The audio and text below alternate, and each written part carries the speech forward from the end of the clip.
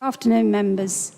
Thank you for your attendance at this Northamptonshire Police Fire and Crime panel this Thursday, 2nd of February. Councillor Maxwell, you're here. Yeah. It's the most important meeting, and we have two meetings. I'd just like to remind members, so we need to be concise. First item on the agenda is apologies for absence. Through you, Chair. We have apologies for non-attendance from Councillor Adam Brown, with Councillor Greg Lunn substituting. Apologies from Councillors Pritchard, McGee and Roberts, and then apologies from substitute members, Councillors Jelly, Irwin and Lee. Thank you very much. Do we have any requests from members of the public to address the meeting? None received, Chair. Okay. Declarations of interest, members are all aware they need to declare an interest if they have a non-statutory disclosable interest, and I'm sure members are all well aware of that. The meeting is being webcast live, and you're asked to use your microphone. And as I said just now, it's scheduled to be followed by a confirmation hearing. And so you're encouraged to keep your contributions concise. Minutes of the last meeting on the 1st of December. Is everyone happy with the accuracy of that? Great. Okay. I don't think there any other sort of point, if anyone's got any points on the minutes, then we can deal with those. But we'll go on to the substantive motion, or the business, which is the proposed police precept. And I'd like to invite the PFCC to present his report, and then we'll deal with questions on that. Commissioner, over to you. I like this. It says I'm currently speaking. It's nice to know. I didn't expect you quite to get to Agenda 6 so fast. Trying to speed things up. That's okay. Madam Chairman, my precept proposed in front of you today reflects the challenges in providing an efficient and effective police force for Northamptonshire, set against the cost of living crisis and the outdated and unfair national funding model. This year has demonstrated just how difficult it is the balance to need and sustain the police force the county needs and deserves against the burden of increasing taxation when households are already facing spending pressures. I'm very acutely aware of the impact any council tax increases on households, and as such as PFCC, it's vital that I ensure that any decision that I make is informed by the public, professional and policing viewpoints. As you know, we undertook a far-reaching public consultation exercise which included MPs, local councillors, representative groups and more importantly, the public, to ensure we had the broadest possible perspective to inform the proposal set out in today's report to provide the best deal possible for the county. The public response rate this year was even better than last year, with 300 more households giving their views. Of those who responded, over 51% of residents were prepared to pay £50 or more for police services, and a larger proportion, which I think was a bit of a surprise, than last year. I'm very grateful for those who took the time to respond to the consultation and of the support they've showed for Northamptonshire Police in their response.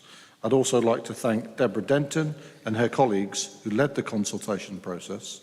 We were able to achieve a wide response as possible. Thanks, Deborah.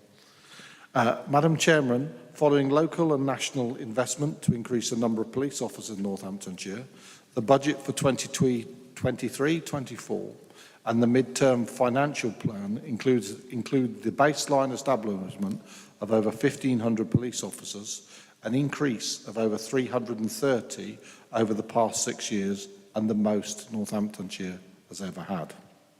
It's essential, therefore, that the budgets are sufficient to sustain the baseline of over 1,500 police officers, and it is my responsibility to balance the needs of operational policing, but whilst ensuring that the policing precept does not put unnecessary burden on stretched household budgets. The proposal for next year sets out my expectations for the force based on what local residents have told me they want to see being delivered.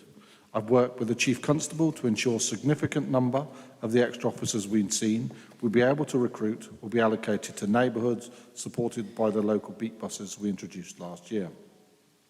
I've also continued to ensure that the funding in the budget and any investments made target the following areas: prevention that keeps the county safe, efficient and effective response, protect and support for those who are vulnerable, effective justice, but of course underpinned by modern services that are fit for the future. Whilst there is a balanced budget for 23-24, there will still be a need for some savings over the medium term.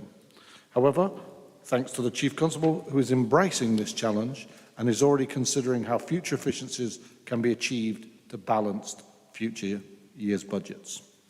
Furthermore, this will fund the capital programme, provide some investment in policing priorities and enable adequate levels of reserves to meet unexpected or unforeseen circumstances. Since I was elected, I've worked hard to deliver a stable budget and robust financial plans for Northamptonshire Police. These are in place and they enable me to make informed decisions and to invest in priorities that benefit the residents of Northamptonshire. In addition to this, Madam Chairman, some further investments in this year's budget have been made possible. These will include increased resources for the Protecting Vulnerable People team and the Serious Collision Investigation team, the prioritisation and promotion of healthy culture in the force with supportive clinical supervision and broader wellbeing for police officers and staff, modernising and increasing our drone capability, and last but not only least, taking forward digital solutions to better engage and obtain feedback from victims. As members, you will be aware, all funding in policing is allocated to the PFCC following an intense budget scrutiny and challenge process. I set the budget for the Chief Constable within the overall envelope available. Every year, I seek to maximise this allocation wherever I can. I've increased this to over 95% of the funding available to a force. This is an increase in 1.7% of last year and over 4% since my first year in office. As many of you know, I've always been open and transparent about the work that the OPFCC undertakes to help undertake your role in holding me to account. The budget we manage is in two separate areas. We have the cost of managing my office, which includes the staff who manage and support me in delivering my statutory duties. I've also always endeavoured to ensure the cost of staffing the office is less than 1% of the policing force's budget. And for 23-24, this will be approximately 0.6% of the total force budget, the same level as 22-23. Separate to this, I've invested in the delivery of a range of services to Northamptonshire residents and working closely with other key partners. This work helps to protect and support some of the most vulnerable people across our county, diverting people away from the criminal justice system and helping them live more profitable and fulfilling lives. From the current report, you'll see that the county is penalised when it comes to the current policing funding formula. And I believe it's fundamentally unfair that local residents find themselves in a position where they pay more for their emergency services in comparison to other counties. Northamptonshire is one of the fastest growing counties in England, well above the national average. However, a significant part of the current funding formula is based on population. Our funding from central government has simply not kept pace with the increasing population, and 55% of funding is allocated on the basis of a funding formula that has not been updated for over 10 years. This state of affairs needs addressing because every year the formula is not updated, Northamptonshire continues to miss out. We will continue to lobby central government to ensure that its fair funding form is recognised and updated to ensure there is greater parity in funding for policing across England and Wales. As you all know, each year I sit here and explain to you how the inherent inequalities of the funding formula penalise our county. And I thank you for the support you've given me in this work, and it's important that we continue to work together to lobby, as this is one of the biggest issues facing our emergency services. Northamptonshire continues to be one of the fastest growing counties in England, and it's not acceptable that it is not recognised in how we are funded. I'm proud that Northamptonshire has shown innovation and imaginative leadership, and it can help assuage some of the challenges that come with a tight financial statement. However, sooner the central government wake up to the fact that these challenges exist and the potential impact they could have, the sooner the better. One area of innovation that is delivering real financial benefits has been the way we brought the force and the Fire and Rescue Service and the OPFCC closer together to realise financial savings and efficiencies that can be invested back into both the front line for police and fire. Both police and fire precept proposals support my statutory duty to foster and develop collaborative working between our emergency services to help make them more efficient and effective. In both reports today, you'll see examples of my commitment to collaboration, include a greater integration, I have trouble saying that, integration between fire and rescue to reinvest in the front line. I've seen firsthand the benefits of greater collaboration of this work, and they will continue at pace. Producing a budget and a precept and financial strategies each year requires teamwork, a huge amount of work, and most importantly, the teamwork includes finance colleagues in the joint finance team and the unitary councils who work with Helen to help provide forecasts and information in this very tight timescale. Furthermore, in policing, around 45% of funding comes from the council tax receipts. Collecting this funding on police's behalf is a big task, and both unitary councils work hard in securing such high collection rates. Funny enough, something I was hearing from one of my colleagues today, wasn't it? How they had been let down on their collection rates.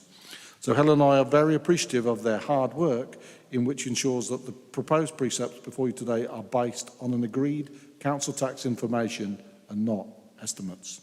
The precept proposal and the work behind it represents the outcome of this huge amount of work. Helen and I would like to give special thanks to the joint finance team and everyone else in the Forces partner and the OPFCC who have worked together through on the consultation to deliver this year's budget, ensuring we have a robust, pragmatic, affordable, medium-term financial plan balanced over 3 years, which allows me to continue to invest and deliver frontline policing in Northamptonshire. Madam Chairman, today's report sets out my precept proposal for the service, working together with the overview of the budget, capital programme, the medium-term financial plan, the reserve strategy have informed this proposal. I believe the proposal set out in front of you to increase the 23-24 precept by £15 per annum, which is an increase of 5.3%, which equates to just 29 pence per week for policing purposes. It will enable the force to maintain the investment of the 1,500 police officers and maintain an adequate level of reserves and safeguard policing services in our county. This, Madam Chairman, represents the best deal for Northamptonshire, and I commend it to the panel. Thank you. Thank you very much. I'd like to thank you for the report, and particularly for the charts where you explain the position of this county in relation to others, because I think a picture says more, than 1,000 words. And I'm sure colleagues will bear that in mind when they're talking to other bodies where they can have some influence. I will open to questions, but I'd just like to focus your minds that we're really looking at the £15 a year for Band D, whether that's a reasonable approach, whether this budget is in line with the police and crime plan, and also whether the assumptions made are reasonable and realistic. If we can sort of focus our minds on those sort of three areas, I think we'll won't stray off into other areas. So who would like to make any comments? Councillor Maxwell.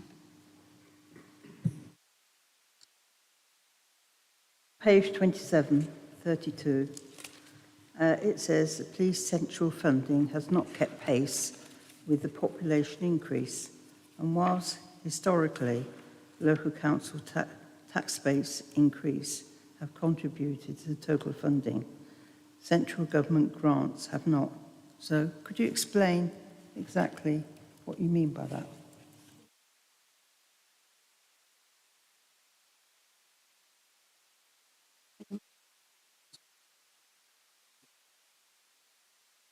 Thank you. I think so what happened is about 10 years ago, there was some work done on a new funding formula. When they were consulting it, they found some inherent flaws in it, and so paused that implementation. And what they did when they paused it, they stuck it at that time. So we've disproportionately been disaffected. It didn't help us. It wasn't a good funding formula 10 years ago. It's even less one now as we've continued to grow, pretty much at double the rate of the rest of the country. So inherently, now that does come with some advantages, because obviously as we build new houses, that does bring some council taxpayers in and actually spreads the pain in terms of the precept. Myself and Mrs. King this morning were on a briefing, so we've been lobbying very hard on this. A lot of work has been done. There will be a new funding formula. I don't think it's unfair to say we were still left a little nervous after this morning's call, because one of the key measures needs to be around population, and I've got assurances that population will pay a significant percentage in terms of some of the numbers, but there are a number of other measures that need to be in there. One of the ones that kind of does concern is because we already have, they want to take into account local tax raising capability. So in Northamptonshire, we've a very good collection rate, for instance, and we've probably got a good number of bandees. If I compare that to one of my colleagues, and I think it was West Yorkshire, they were going to be £1 million short as a consequence of the local collection rate. Now, what I don't want them to do is to, if you like, reward, and I'm not saying it's bad behaviour, because there'll be some challenging environment and stuff like that, but actually there still will be some efficiency about how well the local councils are collecting. And as I said in my remarks, they've got a particularly big one. So a very good collection rate. What we've got to watch out for is what that new formula looks like. There is still a commitment to implementing it, probably over the next 2 years. They will be consulting over the coming months on the elements that are in there, but they were being very coy about giving us what that meant in terms of percentages. Because roughly we get about, if you take the total funding settlement, we're about 1%, and I firmly believe we should be higher than that. But we'll kind of have to wait and see. So in short, it's because of the population and them freezing it a number of years ago. So if you haven't grown as a county, then you're actually better off because you're getting more money as people, whereas we've got to spread it across. We have a little bit more money, but it's over even more people. I think I've explained that hopefully. Yeah, I'll just point out number 30, is that our population has grown 7% more than the national. I think that's what Stephen's referring to as Councillor Maxwell. Well, my second question is that it seems in your report that you have a surplus of money from this budget and you're going to put it into reserves. Why go and put it into reserves when clearly we could do that funding to either increase more police or actually buy more equipment? What's the idea of putting money into reserves? Answer that one. Do you mean the council tax collection fund surplus? If we look on page 30 in that table. So if I can take you through the table, in paragraph 54, and colleagues from the workshop will recall that at the time of the workshop, we didn't have the collection fund information from the unitaries. They work really, really hard, but there's a very tight time scale. So that collection fund surplus, that's the police's share of one-off money, Dorothy, one-off money that will come from how well they've worked on the collection fund, our unitary authorities. Now that was received after our draft proposed budget was set, and in our draft proposed budget you will see that we've already proposed to draw almost £1 million out of reserves. So by the time that surplus one-off, one-year information has come, we can just replenish what we've drawn out. So that's the explanation, but it is one-off money. But what I am doing is working with my unitary colleagues throughout the year, because this is the first time we've had a collection fund surplus for some years. The past 2 years we've had big deficits due to COVID. In the old days, we used to get a surplus every year, but that has not been the case. But I am working with my unitary colleagues to see if they feel that there is able to be a surplus that we could pop into the base in the medium-term plan in future years. Does that answer your question? So what you're saying is that whilst there is a surplus, and although you've drawn back on that surplus and put £1 million back, are you actually going to increase the amount of police you're going to recruit this year, 22, 23, 24? Is that one idea? I could just start. I just want to collect the terminology, if that's okay, because that's the council tax collection fund surplus, slightly different to a budgetary surplus that we would have. It is the one-off surplus from the collection fund coming in from the unitary authorities this year. And I'll let Stephen go for the police officer question, if that's okay. So as you know, we made a commitment to get over 1,500. We will achieve that, and we will be maintaining it. Well, there's obviously, and there's a lot of uncertainty right now. We're just seeing interest rates go up today. We've also got in terms of what will funding settlements look like. In simple terms, this is a timing issue in the bit that you're talking there. We have to set a budget. We didn't know what it was, so we'll work on that basis. And quite frankly, we're taking £1 million reserves and we're putting it back. If you look over the medium-term financial plan, we're still drawing some stuff out of reserves, and we're taking it on the basis that as long as inflation does what the OBR predictions are, it'll bring us back in terms of balance. We all need to be quite concerned if that's not the case. That will come in terms of pressure, because we're already seeing it, in terms of fuel, thankfully, is coming down, but actually energy costs are higher. So also there's things we're looking at in terms of a state strategy to draw some of those in. But in short, yes, we will be delivering more police officers, and we will be maintaining them. I don't want to make a commitment to go any higher than 1,500 at this moment in time, because quite frankly, I don't want to recruit and then suddenly 18 months down the line and letting them go. We already have one of the youngest workforces in the country. The prediction is we're likely to have that until 2029, and a significant percentage of ours are new. Some of you will know myself and the Chief actually have been lobbying hard to make sure also other routes are available to recruit rather than also just a degree, and that's just in terms of the right mix. But there is also that element of making sure that they are available to train, because they're on a 2-year programme as opposed to a 3. So yes, we will be, but not significantly above. The other bit that which has helped us financially as well, because we set that objective a number of years ago before the police uplift programme came in, we've actually been able, and I'm not saying there have been, because the government wants to hit its 20,000 target, it's basically said if somebody is falling short in the recruitment for those that are hitting their target or over, well, we were already going over because we were investing local taxpayers' money, we've actually been able to recoup, I think, the best part of £500,000 in terms of extra grant as a consequence of our recruitment performance. So yes, there will be, but there's lots of other exciting bits that are going on underneath it. Yep. So will you actually tell the public, this is Northamptonshire, or the whole of Northamptonshire, exactly what you're actually going to be doing? Since you haven't done so far. Well, you haven't actually. You said you got the budget, you were told the budget, but you'd already made decisions before it was set. Is that correct? Oh. I think Sorry. the answer is that it's only a proposed budget until we agree it. Well, there's two parts. Without being rude, I set the budget for the force. We agree the precept, if that makes sense, and the two come together. There is some piece around timing. We had estimated that might be this amount of money coming in.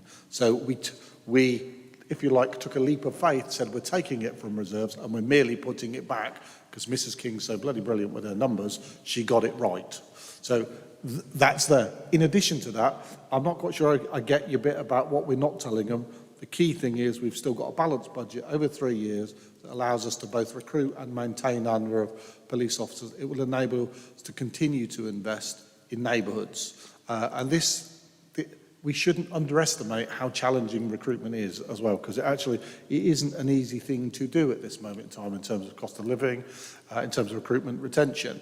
Now, we've actually a good retention rate here in Northamptonshire, but I know some of them have, there was a story earlier on in the week, more people have left the Met in the last month than had joined it. So it's not without its challenges, and that comes to the bit around looking after your people, hence when I make the reference in terms of clinical well-being, particularly for some of those that deal with the nastier crimes, sexual assaults, paedophilia and those kind of things. It seems to me that there's also a pressure always on setting these budgets because of the lack of information early enough. It's always seen, they do it just before Christmas and then you have to do the survey over the Christmas period. It's always compressed and I commend you for coming up with some figures. And thank you for that, because it is quite hard to actually just before Christmas, and literally it's sometimes 20th, sometimes 22nd, is where we get a formal settlement.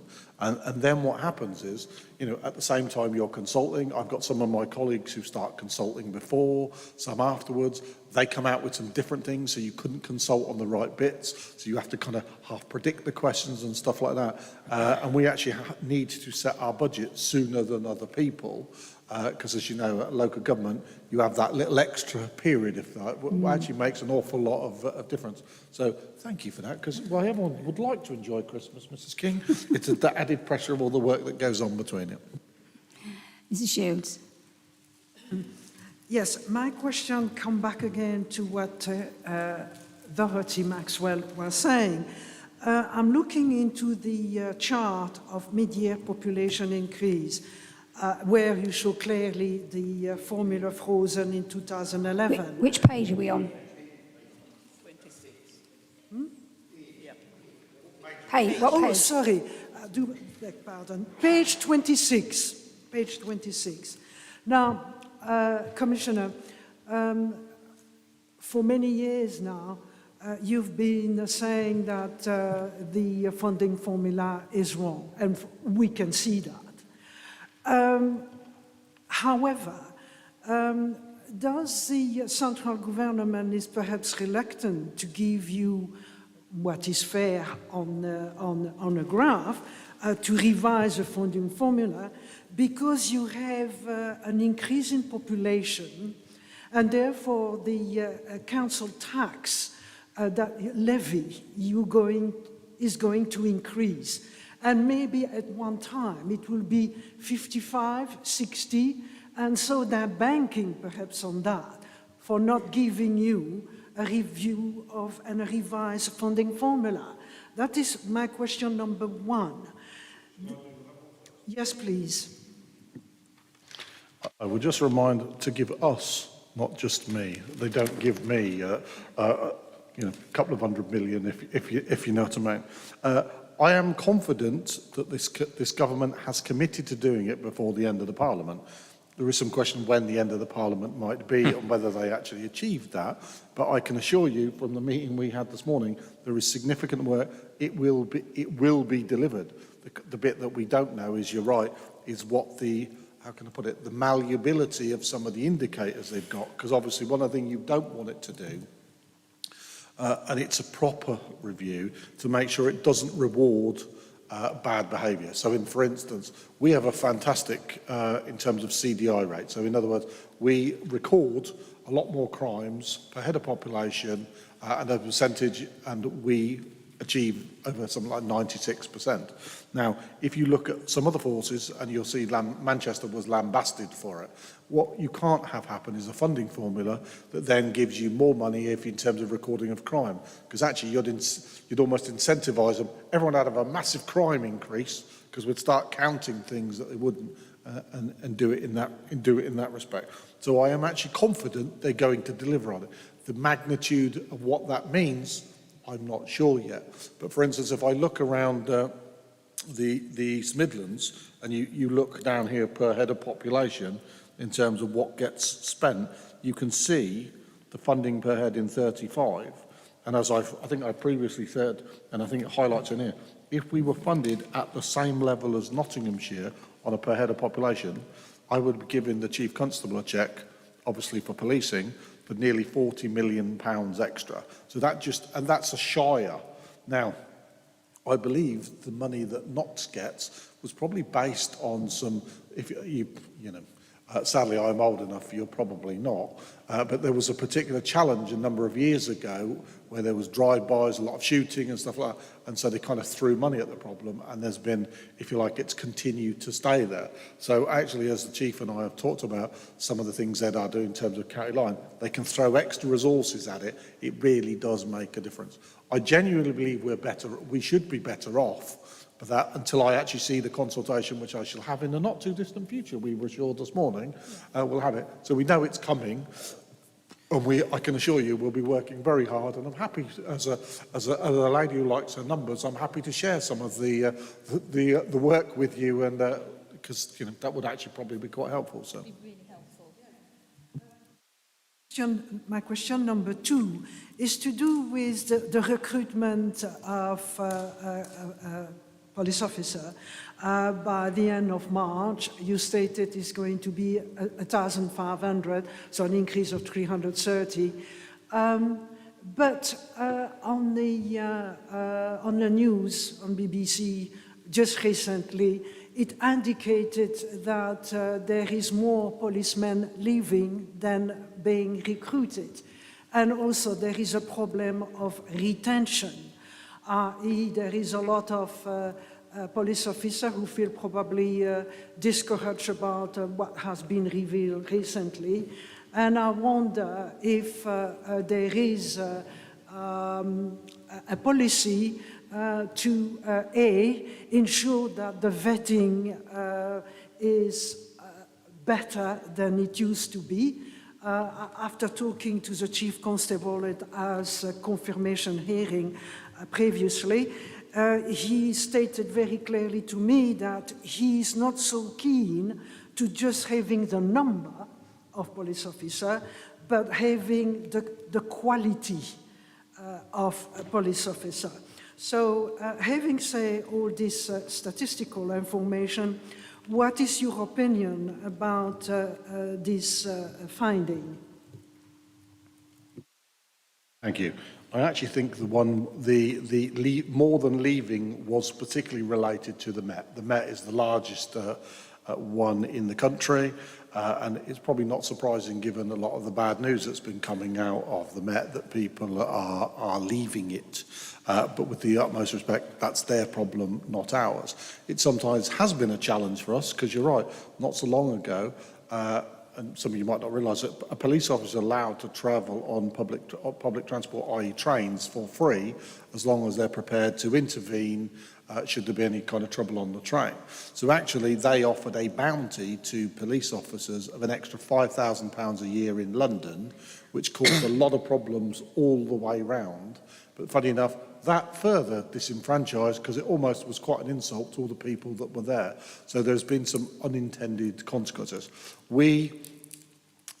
I'm not as worried about our, if you like, attrition rate. So one of the things that's been really important to myself and the Chief Constable is that we continue to raise the quality of, and we want the best joining Northamptonshire. And there are some advantages. These newer, younger ones are more technically literate, if that makes sense, comfortable in terms of technology. And I even had the Minister write to me some while ago that said, well, actually, some of your new recruits are leaving sooner. Do you know what? Some And that's right that they should, because it's better to actually have them leave sooner because the job's not for them. So we had people going, I didn't know you had to work nights. I didn't know you might have to be on the recipient of violence. I'm not sure where these people kind of grow up. And there has been, as you can imagine, there were some questions for me of the force around what our policy, what kind of questions are we asking these people? So it's a healthy blend. I think we came up with a very robust way of monitoring recruitment, probably from a number of years ago, just about when you originally joined the panel. I'd given the previous Chief Constable £750,000 to recruit extra staff. But in the interest of good financial governance, which I know you like from me, is I said any money you don't spend on new recruits, I would like back, please. I think they gave me of the £750,000 something like 680,000 of it back as a consequence. So we completely revamped how we went about our recruitment. As to the bit around vetting, in one of these previous ones, I had invested extra a number of years ago in extra resources in vetting for several reasons. One, at the time, vetting was taking an awful long time, something like 8 weeks. In the market that we're in, causes attrition in terms of recruitment. And that's across everything, that's not just police officers. So we put extra in there, and particularly with our agenda at Mine Chiefs around our violence against women and girls, we wanted to overinvest, and we put extra resources, and it gives you some idea that 8 weeks is down to 3, which is also means we've got the capacity to go over and above going through, you'll have noticed that the Home Secretary talked about PNC, PNA. We already do some of those in Northamptonshire, but we haven't got to put that capacity into vetting because it's already there. So some of the decisions we took a number of years ago are starting to bear fruit. But I don't want to sit here and say every single police officer is perfect. You know, one of you might see there was one of our training persons who actually, the force, and what gives me comfort is that person was caught by disclosure of a fellow police officer. And that's the best you can get. It doesn't, you know, it's great if the public share, and that's really quite useful. But actually, if a police officer is seeing bad behaviour on behalf of someone else and calls it out, and that person is now in prison, such was the crimes they wanted to commit. And you will continue to see, not at the rate in terms of Met, we don't have that many officers. It's good when you see those in terms of the chief, in terms of fast track and kicking them out, because people need to understand that message. Now, I say touch wood, because you don't know. You look very carefully at how we monitor and vet our people, but, you know, you've got, you know, people that have been in the force 30-something years, if you like, and in terms of different standards. So that going back and reviewing is really, really important. And the problem is, it's like everything, there's a very small number of individuals that are giving, you know, I mean, it's terrible when you look at the things that are going on in the Met, but you also should bear in mind, and I'm not here to defend them by any stretch of the imagination, because I think they've got a lot of work to do, that they've got 30,000 plus police officers. You know, so in terms of percentage of numbers, it kind of comes with a challenge. But we put robust stuff in place, but we're absolutely not complacent, because we want to make sure that we continue to, and as the survey set out, continue to enjoy the trust of the people of Northamptonshire. Councillor Gonzalez-Savage, you were next. Thank you, Madam Chairman. Questions in relation to page 27 and pages 41 also of the report. In terms of the increased costs, there are clearly significant numbers, and we know we've addressed the issue that we are underfunded. We have been significantly underfunded as a county for many, many years. I don't think there's any disrespect for that particular calculation. And I have to say that there clearly is a commitment to review the way services are funded, but I would not bank anything as yet. That could take many years and many governments, as we know, to try and pass through the logic. We only have to count the number of people coming to our county every year to see the pressures they bring. We all face that, and clearly from an public authority perspective, we all are underfunded in all those services also. Can I ask, clearly, the delivery of police services is not just a matter for the police. They do obviously do it in collaboration. I know there's a duty to collaborate that's laid out in the statute with all emergency services, but quite clearly they also collaborate with voluntary services, the voluntary sector, which I think is really important. So services such as one of my charities this year, Northampton Search and Rescue. I don't see it listed in the report as a service that is supported anyway financially. It possibly might be, but I have to say I will declare an interest if that is the case, as I am out there trying to raise their banner. It is a service, clearly, at the end of the day, the police service that has to continue regardless of what it has to police, and there's no way of projecting what that might be. There are also concerns in terms of industrial action that has been posed by the Fire and Rescue Service.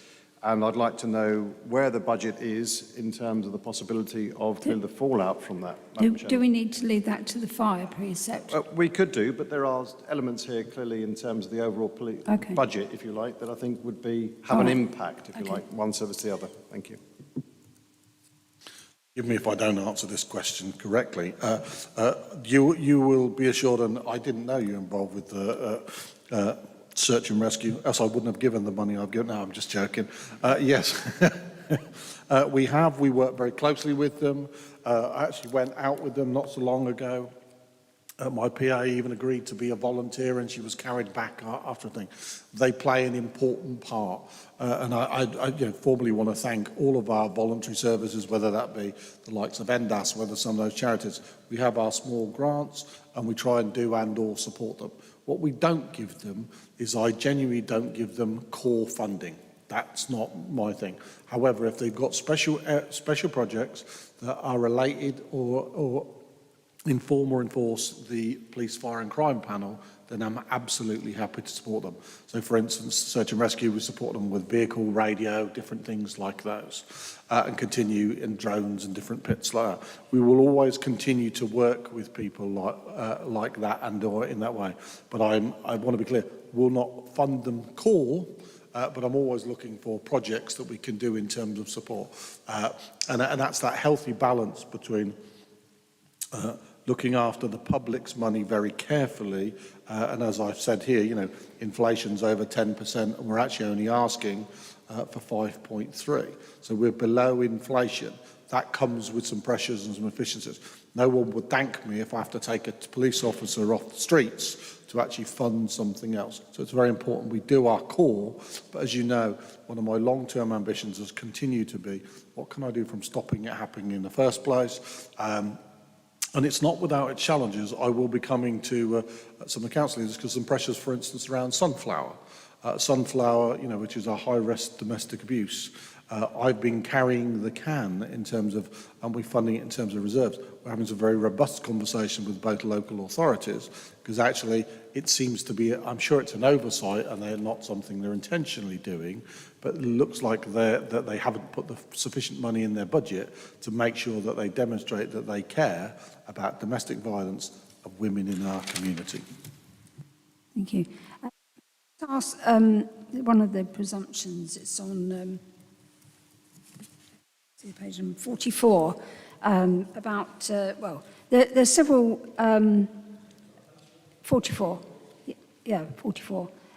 Basically, there are several assumptions, and one of them is the pay, you put in 2%, and then there's things like pensions, all it's sort of a bit unknown, and I know you obviously have to sort of take a feeling over that, but if you could just sort of explain where you're coming from with those assumptions, just to reassure us that they are reasonable. Okay, there's been an awful lot of conversation about the pay inflation discussions, Stephen will know, with his PCC colleagues around the country.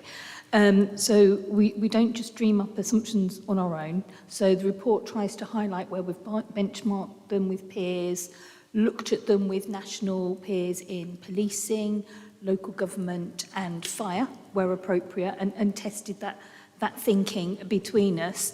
There was an awful lot of conversation amongst the PCCs about assumed pay inflation for 23-24. The spending review 2021 and the settlement allocated to the police at that time, the Home Office were very clear that that included a 2% inflation assumption. Okay, so that's their base assumption, they're 2%. However, as you'd expect, Section 151s, we're always a bit sceptical. And bearing in mind where we feel inflation is at the moment, we felt that a lot of us probably in the country feel that's a bit low. So locally, we've put yet another 1% aside in an inflation contingency. So whilst we've put 2%, we've also put a further 1% in the budget as well. Just for prudence, really, we feel the 2% does feel low. Stephen's colleagues, I think it's fair to say, are a little split around the country in what they've done. Some are great subject of great discussion. Some of us feel that the 2%, as I say, is low. Others are holding to the 2% with that's what the Home Office have got in the settlement. But we feel it's best to be prudent, put aside the extra 1% in the contingency and do so. We also operate zero-based budgeting assumptions every single year. So we look at every single contract that we have and we look at what the contract price will be for the following year. So we don't just take the last year's budget and apply a flat percentage. We do review on a zero-based approach through those contracts to apply what the appropriate increase should be for the following year. So that is the key one, Chair. Which paragraph did you say again? I think you've covered that one, but there's also pensions as well. Okay. Can I just add something? One of the reasons also for sticking to, and this has been the debate with my colleagues in the Home Office, is at the end of the day we have no ability to decide the pay of police officers. It's done by a pay review body. So actually, if that pay review body agrees it and the Home Office says implement it, we also think, look, we've got the numbers in that you told us to put in, which is why we put a contingency, you should pay. So actually what none of us want to see is doing that. So there is a very good reason why we're trying to hold firm and we put our extra percentage. So I can say we're firm on 2%, however we've got a little inflation piece that's there, but 1% is still not a significant amount, you know, because you're right, it's much more likely to be, I would argue, in the 5% realm next year, if that makes sense. But, you know, we're very much forecasting in some very unpredictable times. Back to you, Mrs. King. Thank you. The pensions one. If I cover the local government pension element first, we've recently had a triennial review on that one, and so we get that notification. I think it's our pensions colleagues via West Northampton who kindly organised that for all of the bodies in the pension fund. We've had the valuation. We know the exact figure to pop in. That's what we pop in. A little bit of good news on the local government pension for both police and fire, because they didn't see an increase. So that was a good piece of good news. In terms of the police pension and the employer's contributions to the police pension, it's a little bit more complex. And I think colleagues around here would have seen me putting in the report every single year that in a few years, something's going to come up when the actuarial review is going to increase the rates. That's been put off a number of times by the government. This time last year, we were assuming that the impact would be in 24-25, but we didn't know how much it would be. It could be anywhere between 0 and 30%. We have no idea. This applies to both police and fire as the unfunded pension schemes. Therefore, we monitor it slightly separately in the MTFP, so we try and show the sensitivity of it. So we've tried to base it on what have we had in the past and what has been a sensible increase in the past last time this happened. And I think we might have all been together last time this happened as well for both fire and police. So we've made an assumption in the MTFP, but we've also assumed the same approach that happened last time was that the government funded 75% of it. It is an assumption. It could be different, it could be more, it could be less, but at this point we want to highlight and just raise the sensitivity in the medium-term financial plan about what those impacts could be on both fire and policing, because they're big numbers. They're big numbers. The employer's contribution in policing for police officers is 31%. It's a lot of money. Yeah. I've got a couple of people that have spoken already, but Councillor Strachan hasn't, so I'll bring him in first and then I'll bring you Thanks, back. Chair. Nice. I'll be very quick.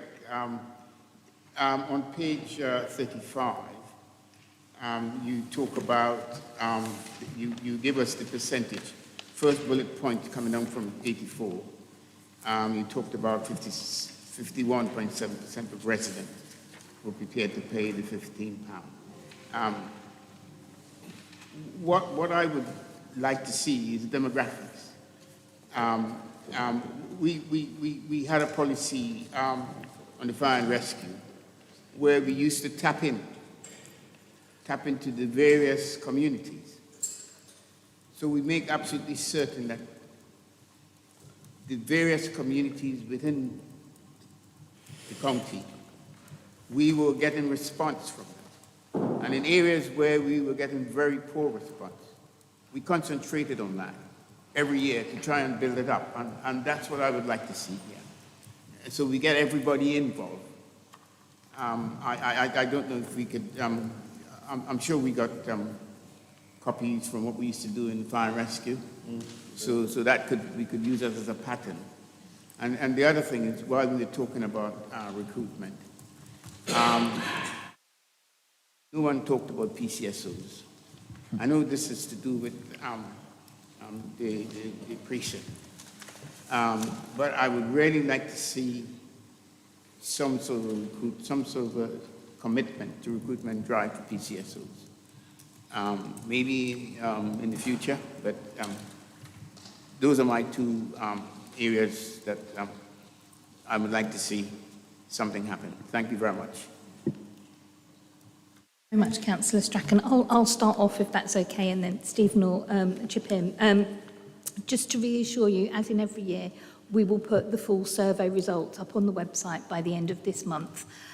We go all out on the survey to get it in that very short period of time with our colleagues in the force, and they have a lot of qualitative data and a lot of demographic data that they pull together in a report for us that we publish on the website by the end of the month.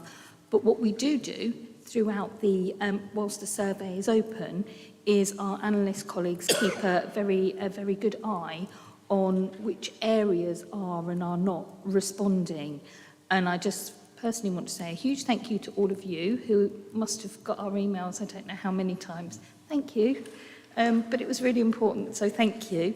And to a special shout out to Jill and our colleagues in the north as well, who would have picked up that we were monitoring the responses, and we found that there was one particular area, it was Corby, where we really didn't have a big response. And we asked for a bit of a call to arms and just, could you just do a little bit of a push for us? And I saw Jill definitely did a huge push for us, thank you, as did a lot of our other colleagues in the north, and we really got a good increase in Corby as a result, so it was successful. So we do try to be very, very live to that, but we are also always looking for ways to improve it and do it better next year. And this year we've tried to attend some pre-budget engagements, we've tried to meet in with some groups, but we want to do more of that throughout the year and for next year as well. Okay. Yeah, just to add to that, it will be broken down. It tells you by ethnicity, it tells you where they are, it tells you by age. It's all available to you. Thank you to Pauline as she enabled us to chat with their group. So if anyone's got a group they would like us to engage, please let us know and we will go out and reach out to them. I'm very pleased to be able to say to you I can commit to a PCSO recruitment drive because it's been something of a bugbear for me, and I think I disclosed this last time, such to the point, and I don't do this very often, but I was sufficiently concerned about the recruitment of PCSOs that there is a budget line, and I said for every member of team that you are under it, I'm taking the money back. A bit like I did in sales recruitment. And I've taken that money back, and lo and behold, there's a major recruitment drive going on as we speak, and I expect us to both be back at establishment and hopefully beyond that later on this year.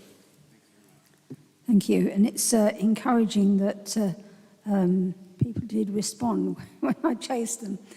Councillor Maxwell and then Mrs. Shields. I have two questions. My first question is, What do you aim to do to work closer with children in this county? Because what I see at the moment is little or no actual evidence of any work going on with children and certain aspects of their behaviour, but also the fact that more children now are committing crimes. And that worries me because I think that we're not targeting the very people we should be targeting. We're just letting them go. And I just think that that's one aspect that we haven't picked up on this year. Secondly, you said about putting money towards new aspects of how the police actually operate. So to actually release the police person into the community, one aspect could be the IT side of it. And you did think, I thought that you were going to put money into IT, which would release certain police and they would then be able to work as civilians rather than as police. Is that one aspect you're thinking of doing?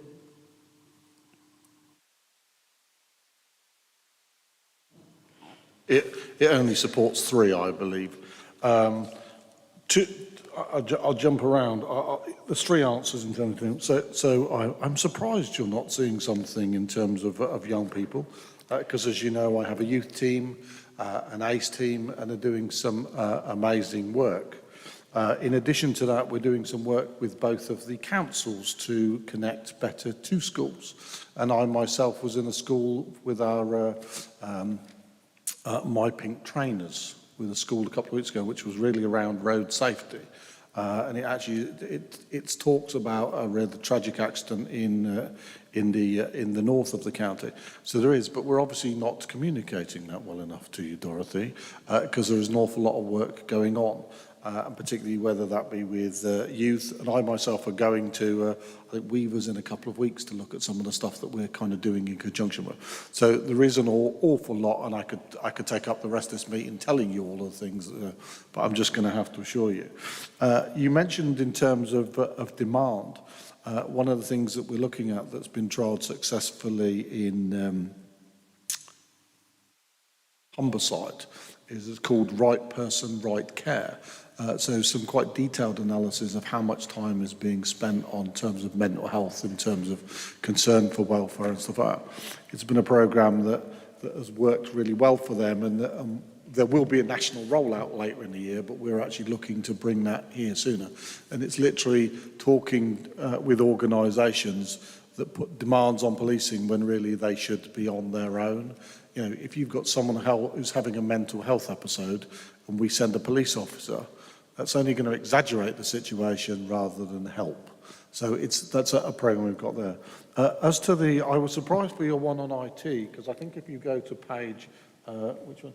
Page 45 for me, I'm surprised you asked me that question, because I would have thought ICT of 7.2 million and 10.6 million and 3.8, which is additional investment in terms of the capital programme for exactly those things. Even on our modest budget, I'm not sure I can afford to put any more than that on it. And you're right, we're looking at different ways that we can do it. You know, and it's interesting, isn't it? I went to a technology showcase around the kind of the possibilities of the future.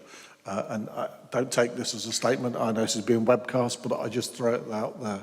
But actually, I was watching some fantastic artificial intelligence that was sitting on top of CCTV. So it was monitoring. It shows how if someone's going to commit violence, it can predict that. It's got a complete database of guns in terms of it could actually identify if someone's going in there, if there's a smoke starting to occur. So before a fire even starts, on the CCTV ticks up.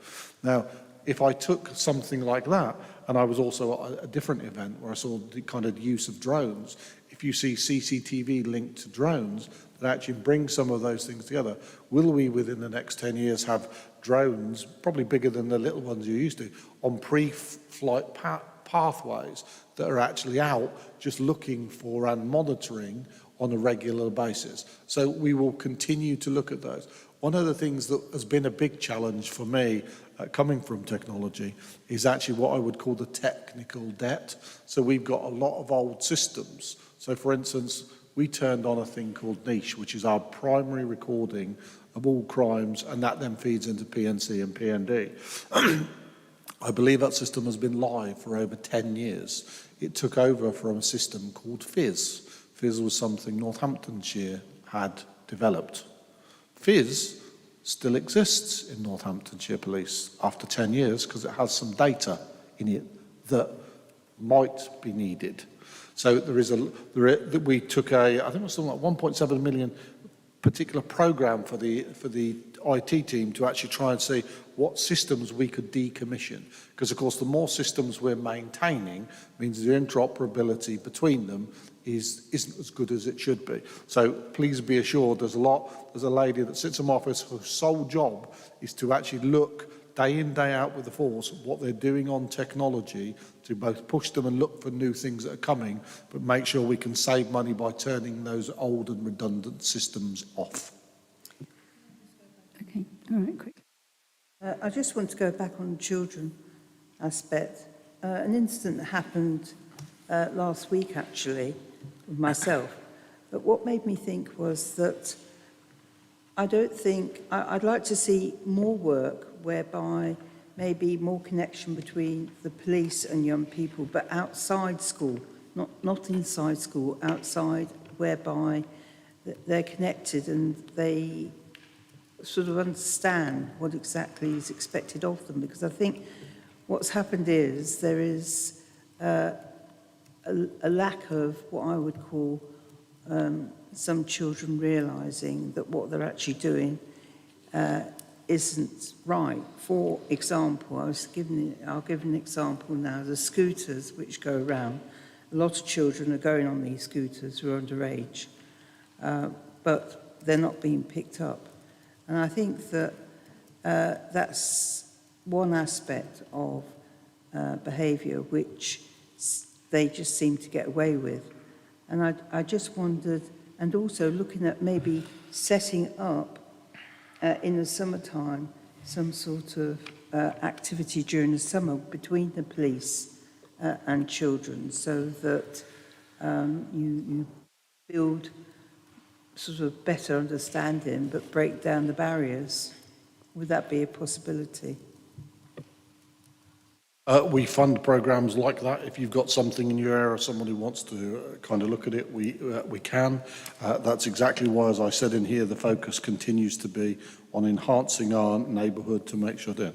But also some of the stuff that's going in there. For instance, you mentioned there a kind of antisocial behaviour, which actually is a local government responsibility, and actually I probably should promote that there is a mechanism that people can do in terms of getting a review. There's actually some work that we've all collectively got to do better. I think the Children's Trust has got some particular challenges in terms of how they're operating. Some of you know the previous council had some concerns about how the youth element would kind of go and get lost in there. That still remains a concern for me.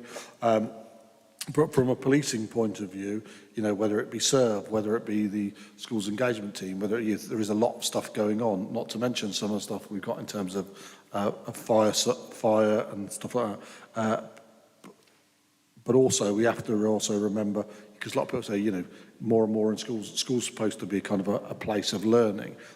All of us have got a collective responsibility. Policing has a lot going on. And one of the things we're also trying to push is the actual sharing of data. And one of my challenges to government is actually how can we make it easier to share some of the information that we've got? Because actually some of the problem profiles that we've got in terms of people, it's quite often the same person. And actually if we can help them earlier in a kind of more joined up way, and that's a mixture of health, education, police, fire, and social services, and all of those, we've all got to get better. You know, Councillor Gonzalez said, you know, we know that we're kind of underfunded, so actually the thing we can do is we've got to drive more innovation, and we've got to work together better. And one of the important ways of doing that is how we all share data and funny enough, there was a round table to that effect only a couple of weeks ago in Wellingborough. Is really important how we're then going to target our resources together.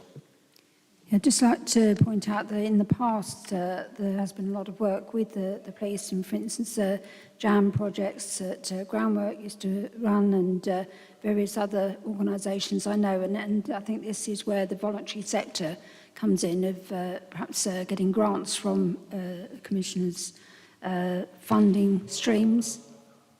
Sorry? Apply on my website, we're happy to support those. And, you know, that can help with those. Mrs Shields, and I think if we can try and draw to a close after that, because we need to move on. Yes, Commissioner. I'm looking at page 23, where it says that police, fire and crime plan and your priority are those listed there are ring fence. Now, the one that I very supportive is the one that you say protect and support those who are vulnerable. Now, we've already talked before about a safer street and the funding that you have acquired. And also, most recently, you have implemented a project for a special app for women who find themselves in a dangerous situation. My question to that in particular is, what has been the take on that? Have you got some number, for instance, or can you tell us that it's been very helpful and supportive? And would this kind of funding, is that included into that £80,000 that is in the report, or is it somewhere else? And will it be included into that ring fence? Because of course, there is a lot of projects that you start, but then from one year to another, it may not continue. So could you give us the reassurance that this app project is going to continue? Thank you. Thank you. Thank you for that question.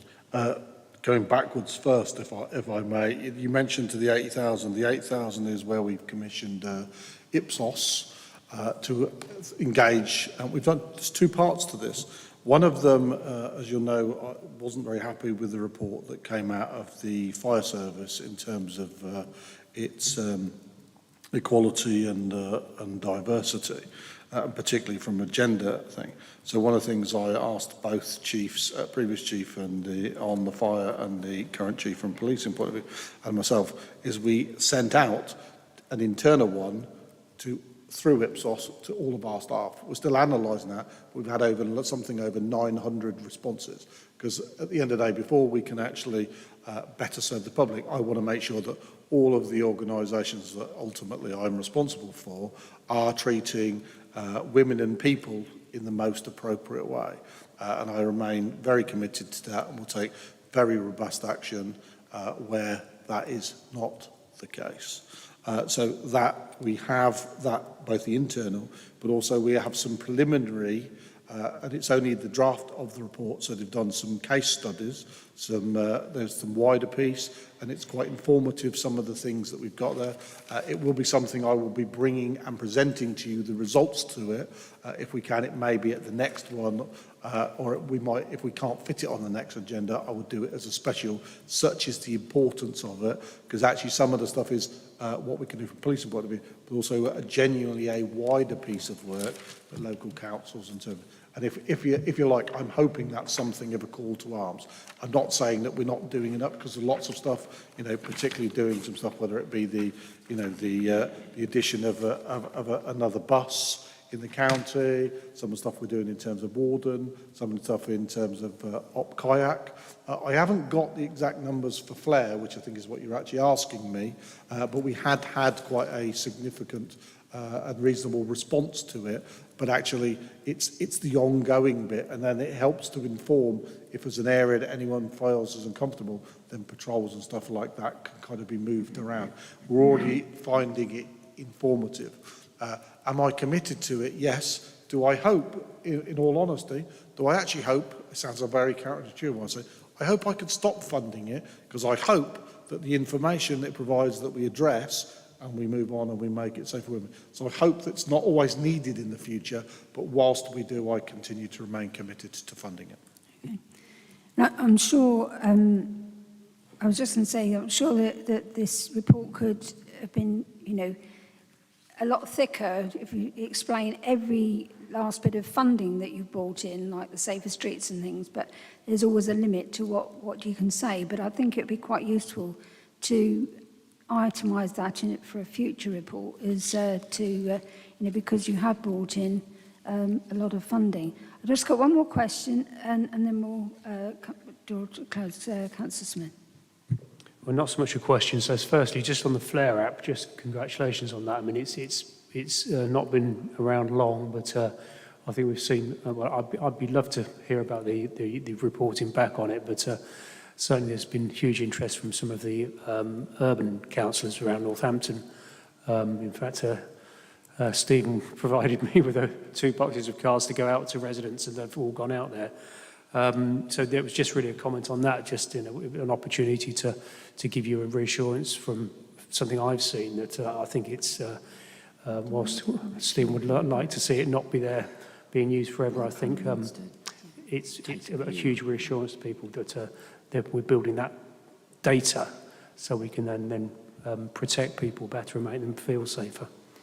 I think if you have the time, because we have the time constraint today, if we can, could I ask the panel to come to a conclusion on this? We've been asked to agree the precept with the increase of a £15 flat rate, which is what the government has suggested, and Stephen has suggested he would take that in full this time. We didn't last time.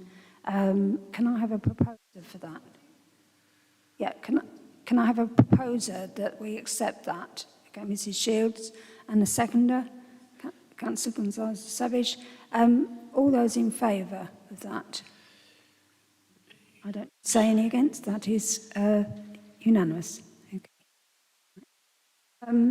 Thank you, folks. So we'll move on next to the fire precept, and if you'd like to give your report, please. Thank you, Madam Chairman. The report in front of you today sets out my 5th, seems like a lifetime, doesn't it, precept proposal for Northamptonshire Commissioner Fire and Rescue Authority. As I explained in my introduction to the police report, we're in challenging economic times, and the uncertainties that faces the Fire and Rescue Service in the coming year add a layer of complexity which we've had to set out into today's report. It's imperative that any rise in the fire precept is justifiable and required to help deliver a service that is both sustainable and has the ability to invest in its future. However, as members will be aware, since January 2019, when I became responsible for the governance of the Fire and Rescue Service, the financial position has been challenging. We were presented with a service that had no significant, whilst it had significant budget shortfalls, it also had no reserves and no capital programme. I'm proud we've made massive improvements to the overall financial health of the Fire and Rescue Service. But let's be clear, this work is far from complete and is always under pressure from external challenges that we have little or no control over. As outlined in the report, setting the fire and rescue precept and ensuring our budget is both sustainable and deliverable is made all the more difficult by the fact that our service is the 2nd lowest funded in the country. This challenge is compounded by the fact that in Northamptonshire, local taxpayers foot the bill for most of the funding for the fire and rescue service, with 64% of funding coming from the council tax, 26% from business rates and 10% from central government. Compared to other areas of the country, Northamptonshire Fire Rescue Service still faces challenges which would be eased by a fairer and more equitable funding formula. Even with today's proposed increase of £5, Northamptonshire Fire and Rescue Service remains poorly funded and will be vulnerable to the impacts of rising costs, which could well undermine all the progress that has been made over the last few years. A rise of £5 is less than 10 pence a week and is significantly less than the current rate of inflation. However, it will help us to give us some more resilience to help us meet the rising costs that are affecting each and every one of us, and it helps make a real difference to our budget as we look to the future. I can assure panel members that our Fire and Rescue Service has moved forward enormously over the last few years, and with a welcome improvement in performance and much needed investment in new appliances to make our firefighters have the right tools to do the job. However, we have to remember that years of underfunding have had a lasting legacy, which currently means the service does not have the reserves to regularly draw on in times of pressure. It's a testament to both how local residents hold their local fire and rescue service in such very high regard when our consultation found more than 65% of residents were prepared to pay £5 or more, and if they're able for the fire and rescue service. In addition to this, over 65% thought the fire and rescue service were doing a good or excellent job.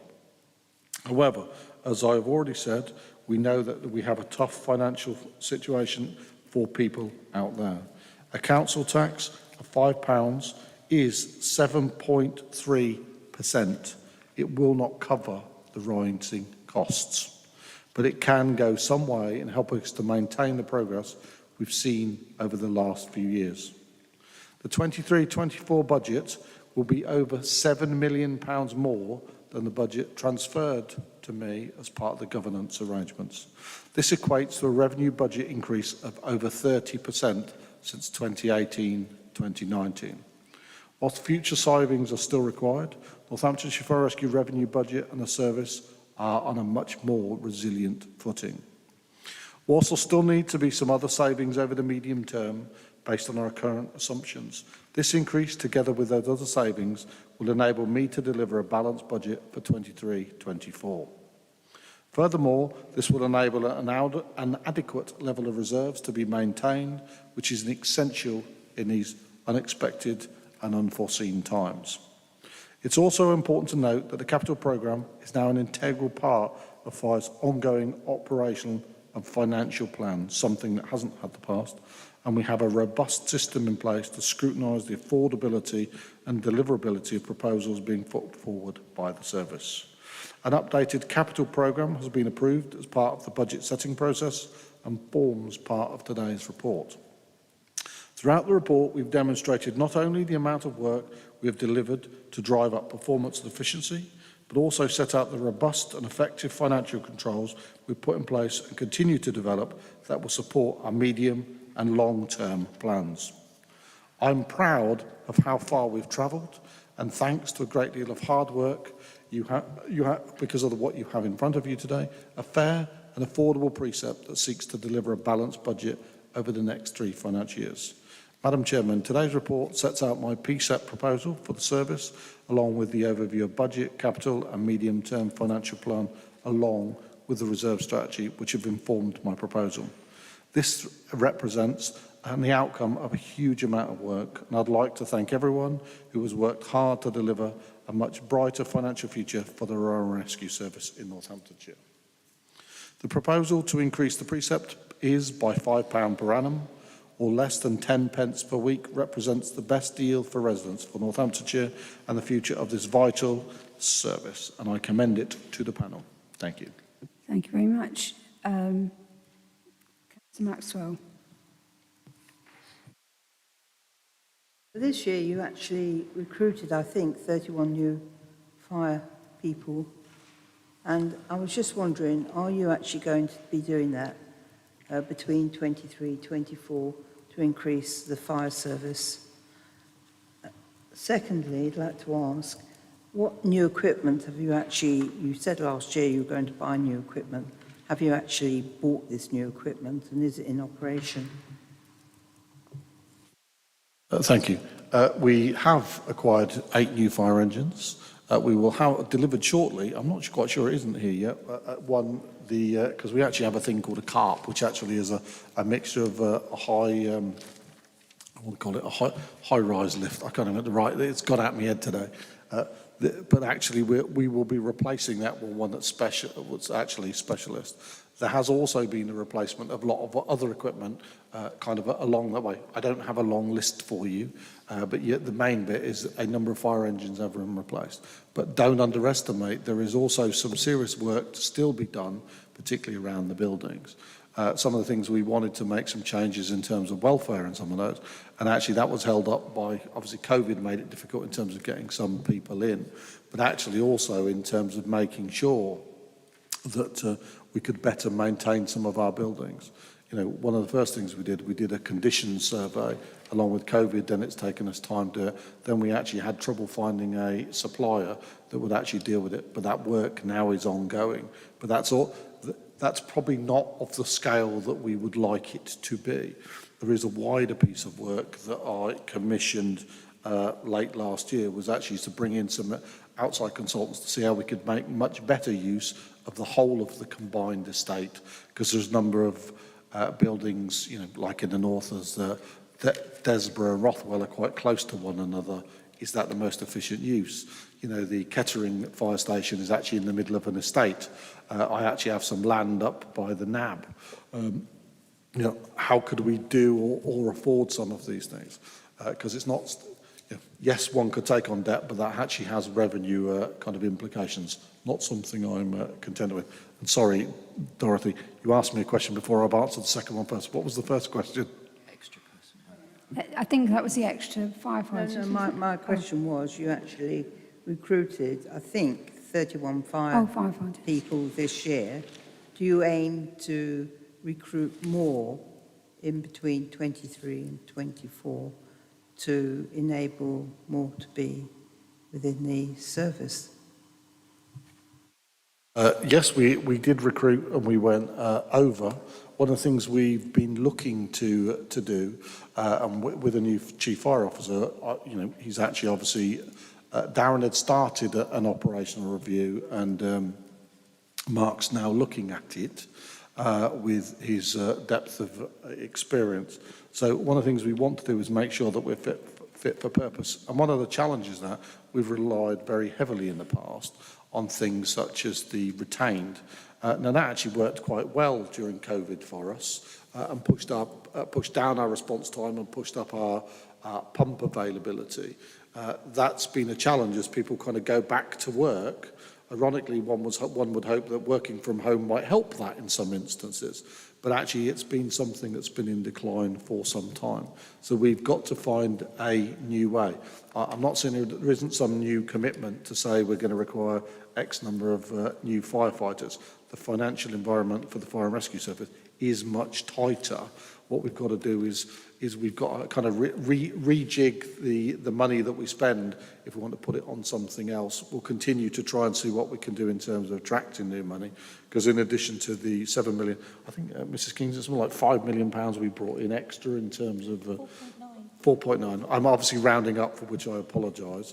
The additional money that we actually kind of brought in, we'll continue to do that.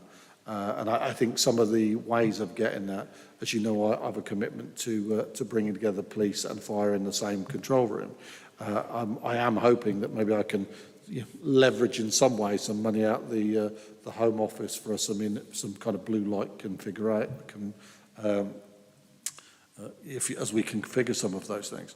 The actual enabling services has been well received, so much so a number of organisations have come to look to see how we can do that and as bringing some efficiencies.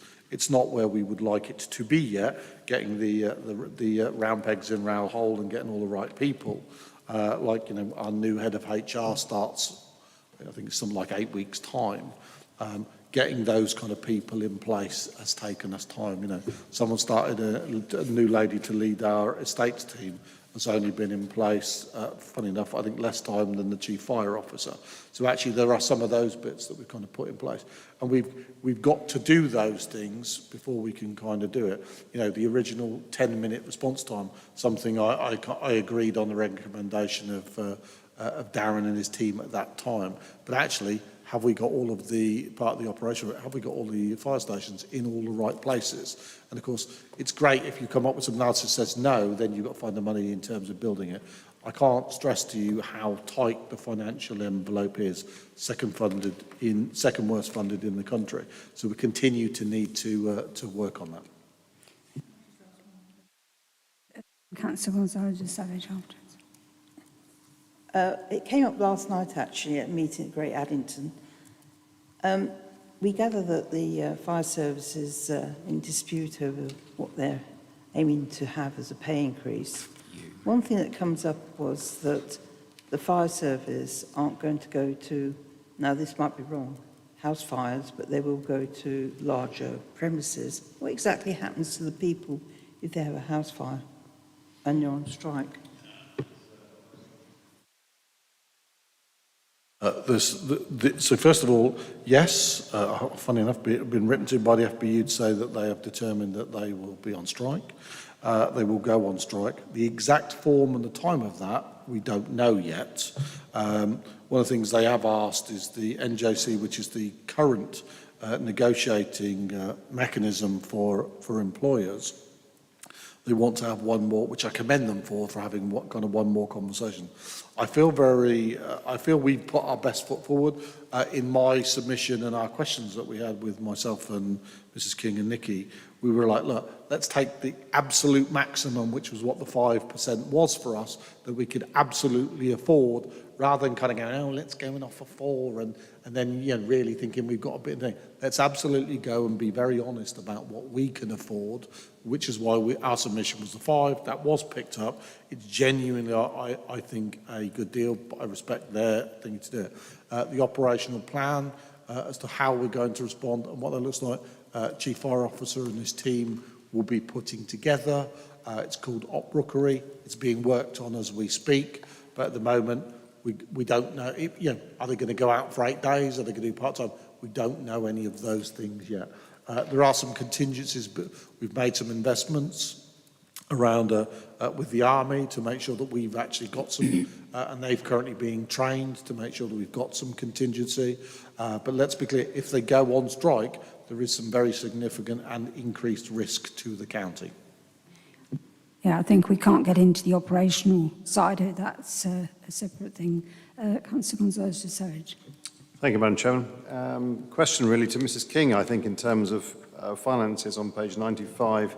It's quite interesting that Northamptonshire has the lowest level of reserves, as we know, yet the third highest is the lowest funded, if in terms of precept, which is obviously West Midlands, as we know. So there are some elements there about working out, really, have they got any money they can lend us? That's one question. I'm not that far away. Very pleased to see that Chief Fire Officer is with us here today. I'd have to say that clearly there will be some battles in terms of industrial action issues. Clearly they are operational, and I'm sure that he's more than capable in working out a backup plan for that. But it will be a cost, and clearly there are unbudgeted areas because one cannot budget entirely for the fallout that will be from here. But as we know, the collaboration efforts between both services, fire and rescue in this instance, and police, are critical, because clearly the back office costs are those areas where we can perhaps try and save what we possibly can to put into the front line where it's needed. But it's not just about equipment, it's not just about the hardware. As we know, the best asset that any service has is the people, and I'd like to understand, Mrs. King, what sort of effect you think personally from a fiscal perspective that will add, other than what we just discussed about 5%. That was a big question, so I'm going to try. So if I miss parts of it, please come back and correct me, Andre. We have less reserves than we used to have. Well, no, than we would like, not less than more than we used to have. Good grief. We've worked really hard to increase them. But less than we would like, but we have put ourselves in a position to have a buffer for unforeseen eventualities and emergencies, okay? And they are there if we need to drill into our general fund. And, for example, so far we've had about £100,000 worth of training costs that I've ring-fenced for that specific purpose.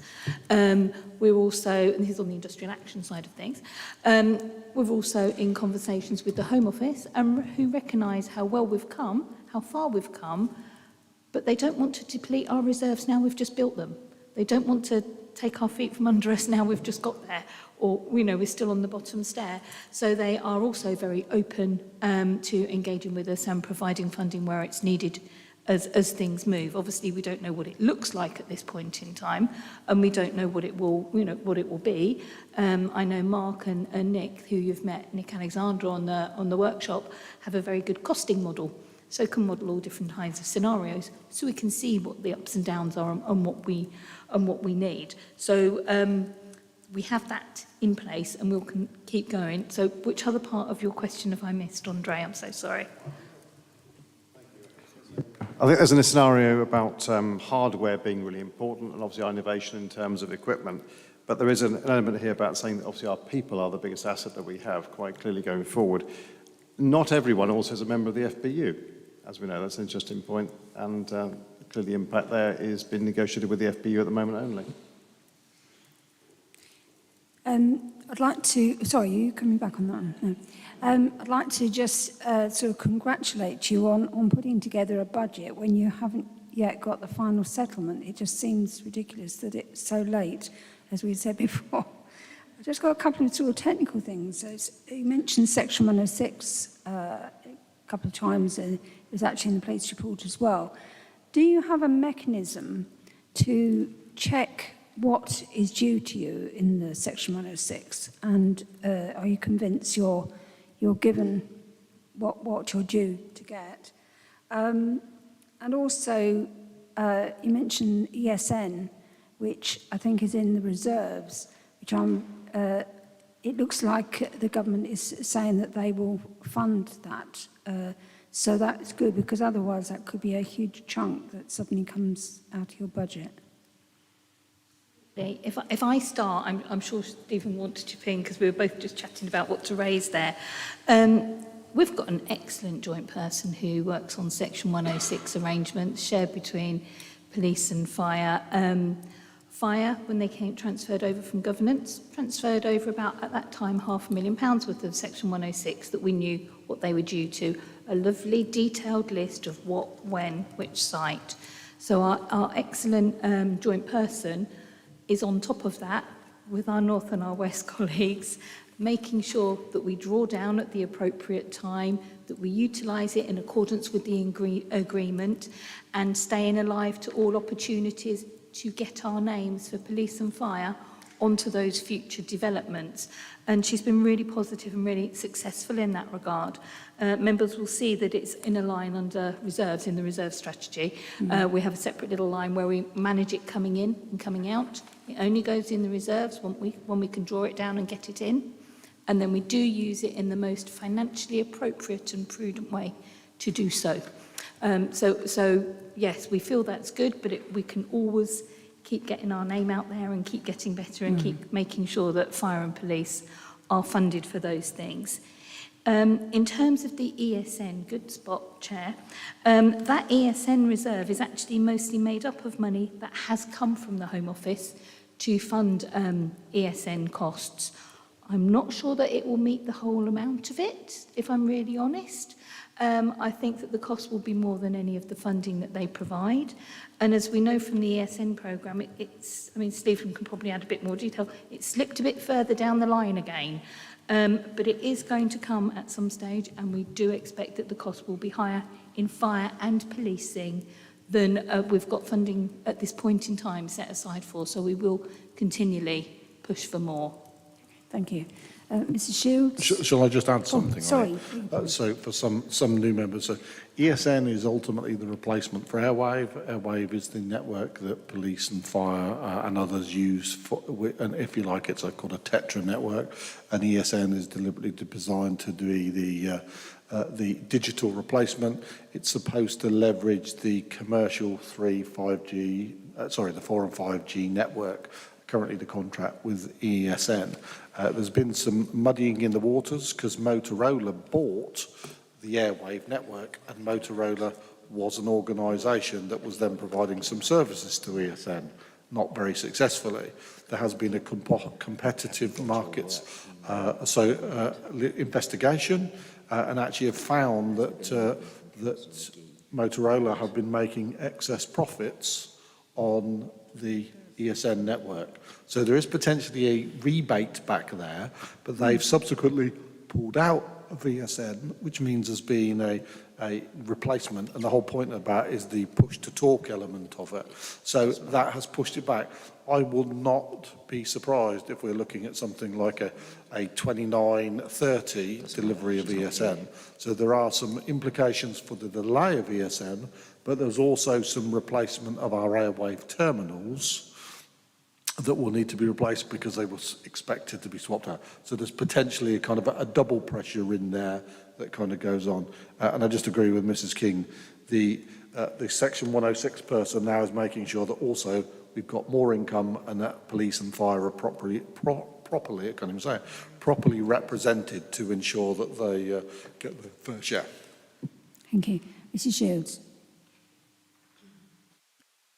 Before I ask the question, I just would like to say that this report that you prepare, Helen, is excellent, especially when we attended the workshop. We had the team who were present in that workshop ask pertinent questions, and you had your various accountants who were there. So really, when we came today, you were already briefed about the various problem, if there was a problem. One of the two things I was going to ask you is when we look at page 93, you have on 23-24 the top-up grant and a special grants being decreased. Could you perhaps highlight to me the reason for this decrease? That's my question number one. And then also the uncertainty, which is of course the financial challenge of the firefighter pay award. Did you say during the interval that the central government would actually provide the security for the pay award? Question number two. Thank you. I'll start with question number two, because that's my fault. I wasn't particularly clear, Mrs. Shields. The Home Office have said to us that they are open to supporting us for the costs of industrial action. They wouldn't, unfortunately, be able to provide the cost of the firefighter pay award just for us. That doesn't stop us trying, Mrs. Shields, and I will keep trying. But if I can give you some comfort in what we have in the budget, we have built the base on assuming the 5% offer for this year. We know that firefighters have turned that down, but that is the best available information we have at this point in time as the base.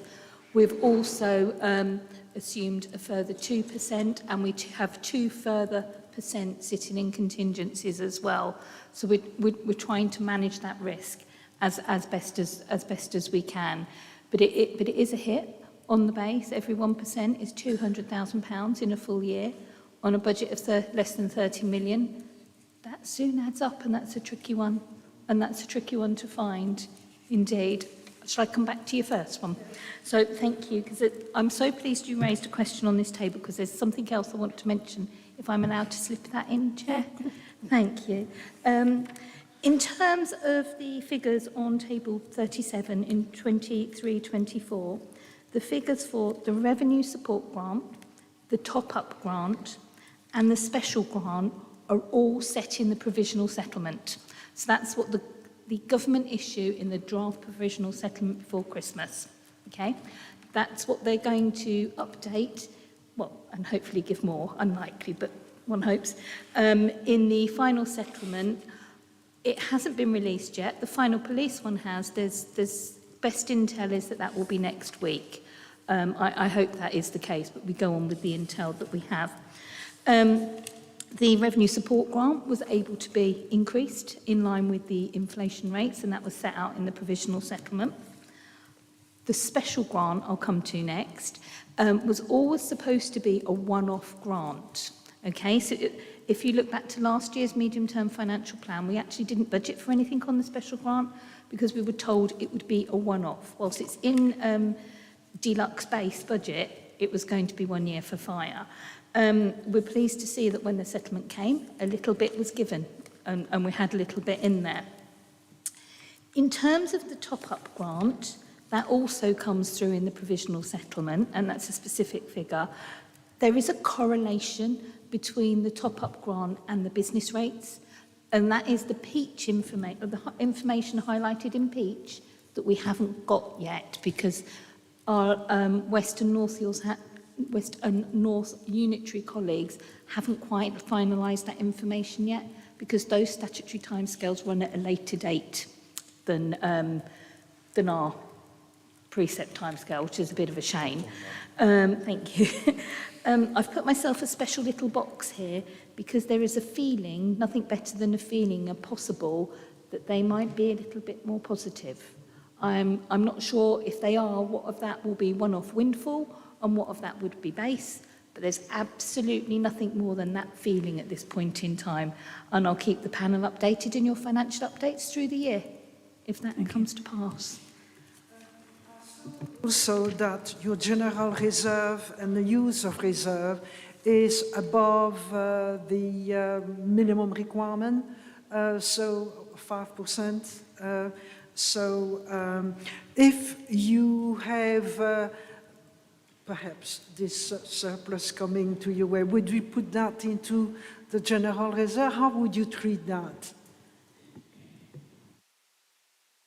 One-off, and obviously this would be a conversation with Stephen and the Chief Fire Officer, what if there's anything they need or what to do, etc.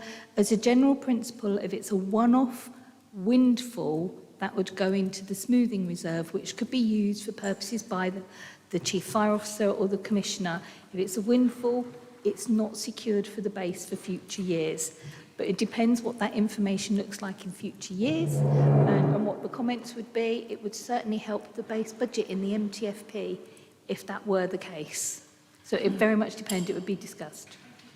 Yeah, I'd just like to point out to the panel, page 101, where you say that every percent of pay increase is around 200,000, where to compare that to every percent, 1% at Band D is only 188k. So it's not hard to see what impact it would have if there was an increase in that pay award.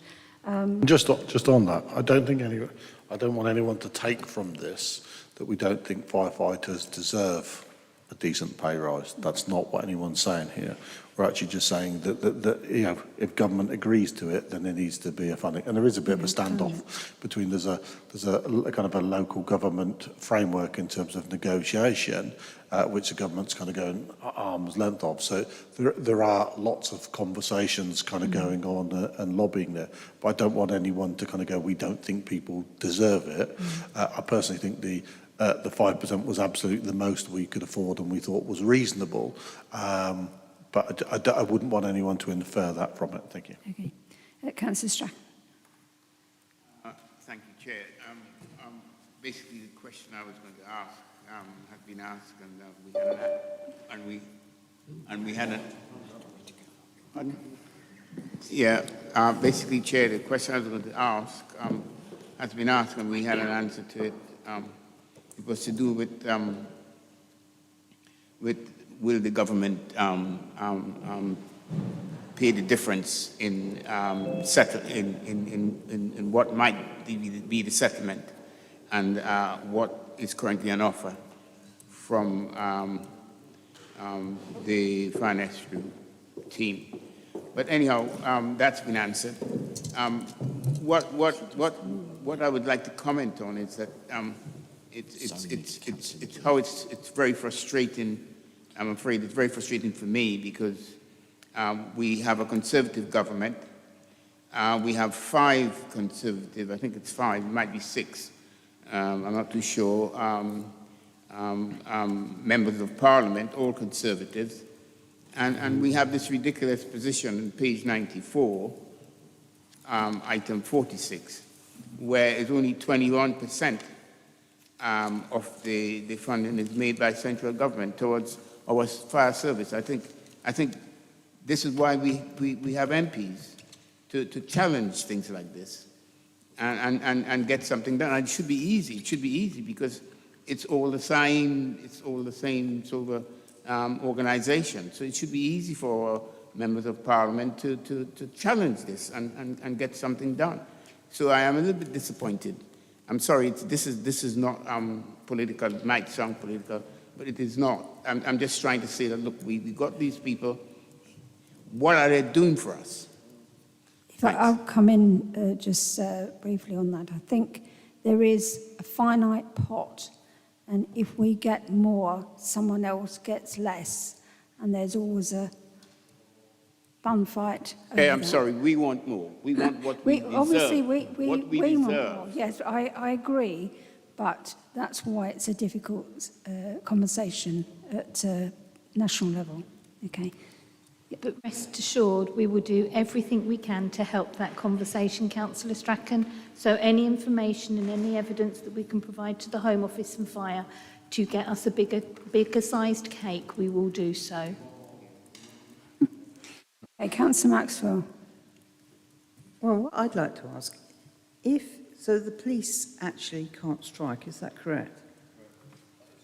Right. So whatever comes out of the fact that we've awarded them 5% pay increase, and they've accepted this, I understand? No. So No, I think we're talking about the fire at the moment. 5, yeah. Fire. Fire. No, police to start off with. Yeah, but we're on fire at the moment. But the Councillor fire at Maxwell. the moment, if they don't accept the 5%, right, where does it actually leave us in relation to the income that we are expecting this year in the precept? I think that's the question we've been raising the whole time. Is No, you know, but I'm we asking. have a problem. Turn your. Oh, yes, sorry. Yes, we have a problem. Let's not kid one another. Sorry, Zoe's distracting me behind you because she's turning her camera on its side and she's currently on her side from here. There you go. Yeah, sorry, I should have said we were just joined by Councillor McGee, who asked me if she could join remotely. That's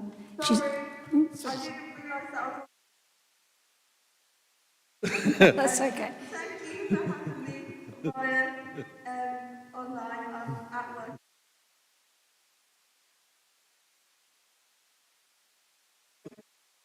Just explain, officially, she's not here, and she can't vote. Oh, okay. But she is joining in to make sure she's appraised of the situation, etc. Look, there will be some intense negotiations. There's an emergency meeting with chairs and chief fire officers to discuss this further.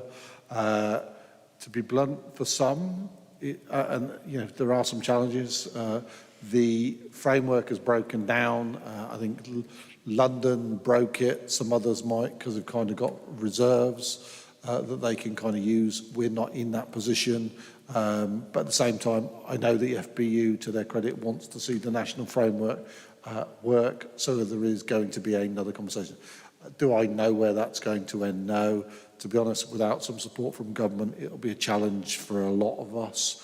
We don't know where that'll end yet. And like I said, I don't want that to be interpreted that we don't think our hard-working firefighters don't deserve a pay rise. Okay. So I think we've laboured that point. Yeah, if I it's just something want else. to say a point that at the end of the day, should we actually be, I understood that each area, so each county, actually decides on the pay increase. No. They don't. So national. it's nationally. Yeah. Yeah. And therefore, nationally funded if it's locally. nationally, does that mean that we have to go along with whatever Yes. the others say? Yes, Ah. absolutely. Yeah, Yeah, this is- you're right. It would quite. You could, but it would mean changing every firefighter's terms and conditions to come out the national framework. Okay. Mrs. Shields. Yes, I have a question, and this to do with page 104, paragraph 102. Could you give me an explanation as to why you have reduced the budget for 23-24 for staff? Is it to do with efficiency saving because of, yeah? No? Okay. Could you give me an explanation?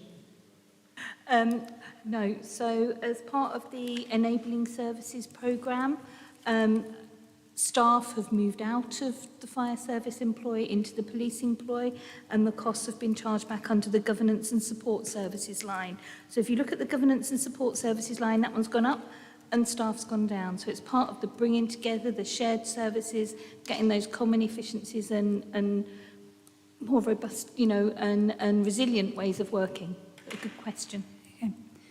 We're coming towards the end of this debate. I just want to quickly say, page 121 on the MTFP, you have got a reduction in income.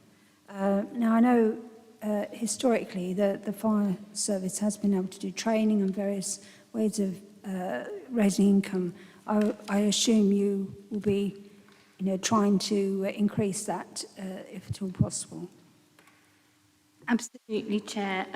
You'll see that it's gone up slightly in 23-24 compared to what the income was for 22-23. I know it's a bit small. I have to keep taking my glasses off and looking. Because we're anticipating more interest income. The fire service have got some good cash balances at the moment. And one of the few good signs is that interest rates are a little bit higher, so we want to try and get as much out of it as we possibly can, but we don't expect that that will be there forever, so we've dropped it to a more prudent level for the future years moving forwards. But we do very much still try and drive that income wherever we possibly can, and we will keep pushing that line forwards, but our estimates in the MTFP are prudent. We hope and we will do all we can to get more in and make them more income for the future. Okay. Right, well, I think we've exhausted the questions on this item. We've got a deadline to 3:15. Can I have a proposal? The proposal is £5. Councillor Gonzalez Savage has proposed, and Councillor Woodhouse has seconded. I'll get it in a minute. All those in favour? Okay. Yes, against? Yeah, speak privately afterwards. Okay. Okay, so next item on the agenda is the panel work programme. You've got all the papers in front of you. I mean, Councillor McGee has joined us. I wanted to just say, I think that doing the report from the early intervention work scrutiny review is going to be ambitious by April, because we've had a few problems with getting meetings going. I just wondered if, you know, that perhaps might need to be pushed back into the following meeting. Is everyone happy with that? Other than that, is everyone happy with the programme? I mean, we've got quite a few things where we've said we like briefings on various things, so hopefully they will be forthcoming. The budget briefing was very useful. Thank Mrs. King for that. Thank you for the budget briefing. I phoned you and you weren't available. Shields.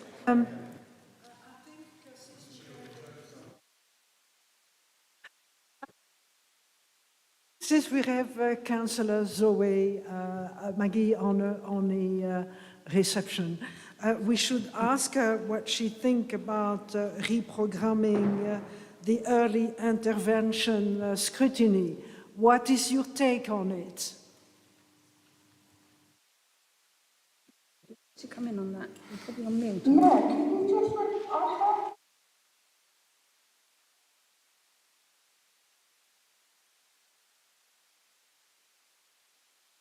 As far as the early intervention, I said I thought April was tight for getting a report, and Mrs. Shields is saying, should we sort of reprogram things as far as that goes? Excellent. yeah, I mean,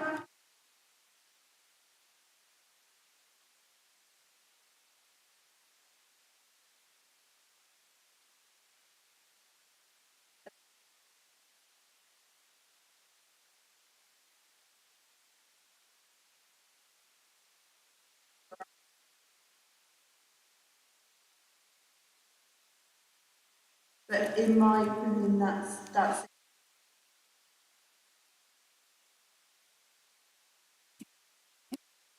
Suggested we move it at least to the following meeting, which is June, because, I mean, we don't know if, you know, how it's going to go, but certainly we don't think we can do it by April. So, right, so everyone... Sorry, through you, Chair. There was a mention made earlier in the meeting by the Commissioner about the outcomes of the Ipsos staff survey work possibly being presented to the panel in April or a later meeting. Point of order. I was going to present the Ipsos external, the internal I need to discuss with chiefs and implement and stuff like that. Not trying to say we're trying to hide it. I want to share the public stuff first, if that's all right. Yes, certainly. I mean, perhaps if we've got something that's been delayed from April, maybe that could be brought forward to April, if that's possible. Okay. Yeah. Mrs. Shields. Yes, I would like to make public, because I've read I've read a message from the Commissioner, and I'm pleased to say that the Flare app, which I was inquiring earlier on, has had 1,000 downloads so far. 1,000? Download. Oh, download. Yeah, and 31 incidents reported. Okay. So this is excellent news. It's only a few months, Thank isn't you. it? I can't remember when it went live. Please keep pushing it. Yeah, okay, well done. Right, so we're happy with the panel review date, not the programme, and now we go on to the dates. Been given dates there. I can't see any problem with them myself. Is everyone happy with the dates that are given there? The sort of standard timings for that, working with the calendar, etc. We don't normally have a meeting in May because the AGMs are in May, and they then determine who's on the panel, and therefore it would be a bit presumptuous of us to have a meeting before that's determined. So we normally have one. In fact, last year it was July. For some reason we slipped. But normally we try and get one in June. Once, it's presumably the same panel, but, there can be changes. So we don't have one in May.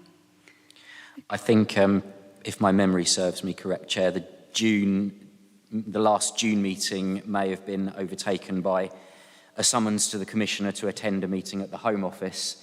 There was then also the need to do a confirmation hearing for Chief Fire Officer as an extra meeting in July. That's an example that these things can change. There can be a need for meeting dates to change in year or for extra meetings to put in. So the framework of the advanced schedule isn't absolutely set in stone, but it's still absolutely useful to have an advanced framework to work to. I think there was an emergency meeting at Northamptonshire Council. That was it, yes. As well, that pushed it out. So, these are provisional dates. We like to set them, but obviously sometimes they do get moved. I'd cavil at the word provisional, Chair. They are the schedule, but the schedule can have additions or amendments to it in year if necessary. Right. Okay, and obviously, in addition to that, there will be things like the briefings and the working party for the early intervention, but that doesn't need to go on the schedule. Okay, well, thank you very much. Is the panel happy with the schedule? Yes, are you happy? Yes, say that, yeah. Yeah, everyone's happy with that. If we can have perhaps a 5-minute comfort break, and we'll reschedule, come back. Oh, actually, No. we are early. I thought we were going to be pushed. No. No. We 3:15. We can't start before 3:15, and it's 3:03. So we actually finished 12 minutes early, which I'm quite surprised about. So yeah. We will reconvene at 3:15, and thank you for your attendance.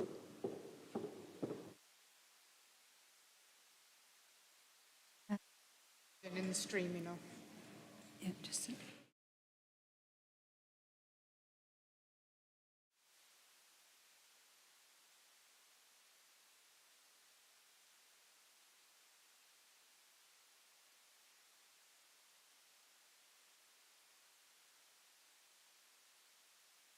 I've got yours, yeah. I've got yours, yeah. Yeah.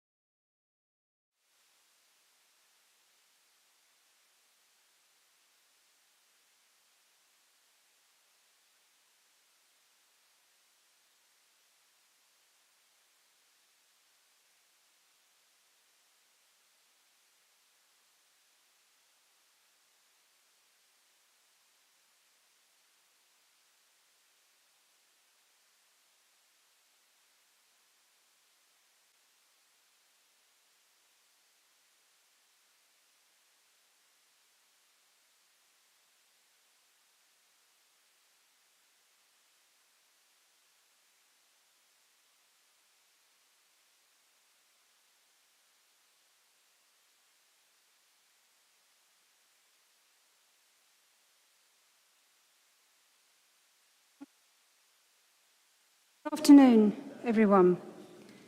Welcome back. Okay. If we can start this next meeting with the first item, apologies for non-attendance. Through you, Chair, we have apologies for non-attendance from panel members Councillor Brown, Councillor Pritchard, Councillor McGee and Councillor Roberts, and also from substitute members Councillors Jelly, Irwin and Lee. And just for clarity, Councillor McGee is not formally present, as not present in person, but is joining the confirmation hearing remotely. And Councillor Lunn was here for the early meeting but has had to leave. Okay. Right, notifications of requests to speak from members of the public. There are none, Chair. Okay. Declarations of interest. If you have any declarations of interest, please declare them.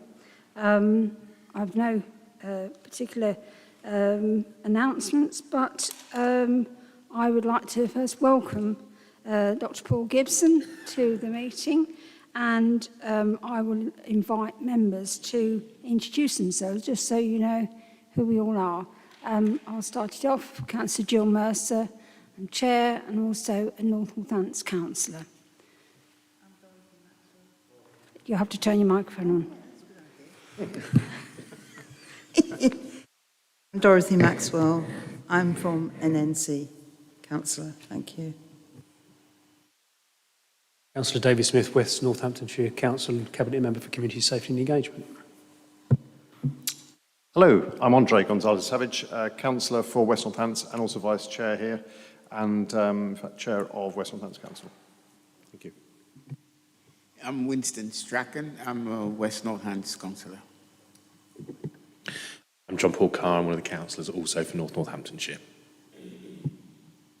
My name is Anita Shields. I'm an independent member. Pauline Woodhouse, and I'm an independent member.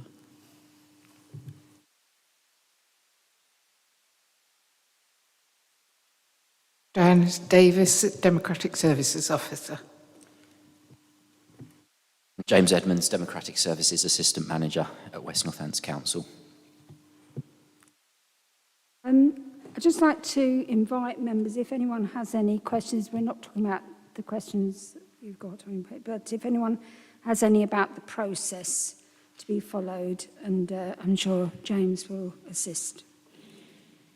Okay. Right. So, if I'd like to call on Stephen Mould to present the candidate to us. Madam Chairman, first of all, thank you for convening this confirmation hearing today to ensure we're able to deliver continuity of leadership for Northamptonshire Police, but also to benefit from a unique opportunity to gain invaluable insight into how the investment into frontline policing is being translated into positive outcome for local residents. As you know, it's a requirement for all police forces to have a chief constable, and I've given through a consideration to the need to ensure progress is sustained and progress during Nick Adderley's absence. And on that basis, I'm proposing Paul Gibson undertake a role on a temporary basis for the period of the 27th of February 2023 until the 2nd of April 2023. The role of Chief Constable clearly requires someone with experience of delivering strategic leadership, knowledge of policing, and I'm delighted that Paul has agreed to undertake this unique opportunity. As you'll see from the report, Paul has over 20 years of strategic operation experience, having served as Head of Crime, Head of Protection, and an Area Commander. In addition to this, Paul is currently the Regional Deputy Chief Constable for the East Midlands, responsible for providing specialist operational support to Northamptonshire, and has previously served as both temporary DCC and Assistant Chief Constable in Derbyshire Police. He is also the National Police Lead for Digital Forensics. Paul Gibson is a highly effective, widely respected police officer. He's not wild, he's not really, is he? With a wealth of experience across the whole range of policing functions. In his national portfolio, he has also driven change and innovation. We are very fortunate to be able to propose someone as experienced and as skilled as Paul to undertake this role and will benefit from his insight and knowledge of delivering modern and efficient police services. Madam Chairman, the police fire and crime panel has the important responsibility to review my proposed candidate appointment of Mr. Paul Gibson as the temporary Chief Constable of Northamptonshire. I'm sure you will undertake this significant duty with great vigour and insight, and we're happy to answer any questions the panel may have. Thank you. Well, welcome again, as I said, and I'd just like to ask the first question.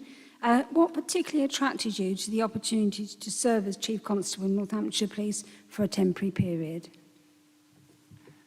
Thank you, and thanks to the panel for convening today, and it's a pleasure to meet all of you.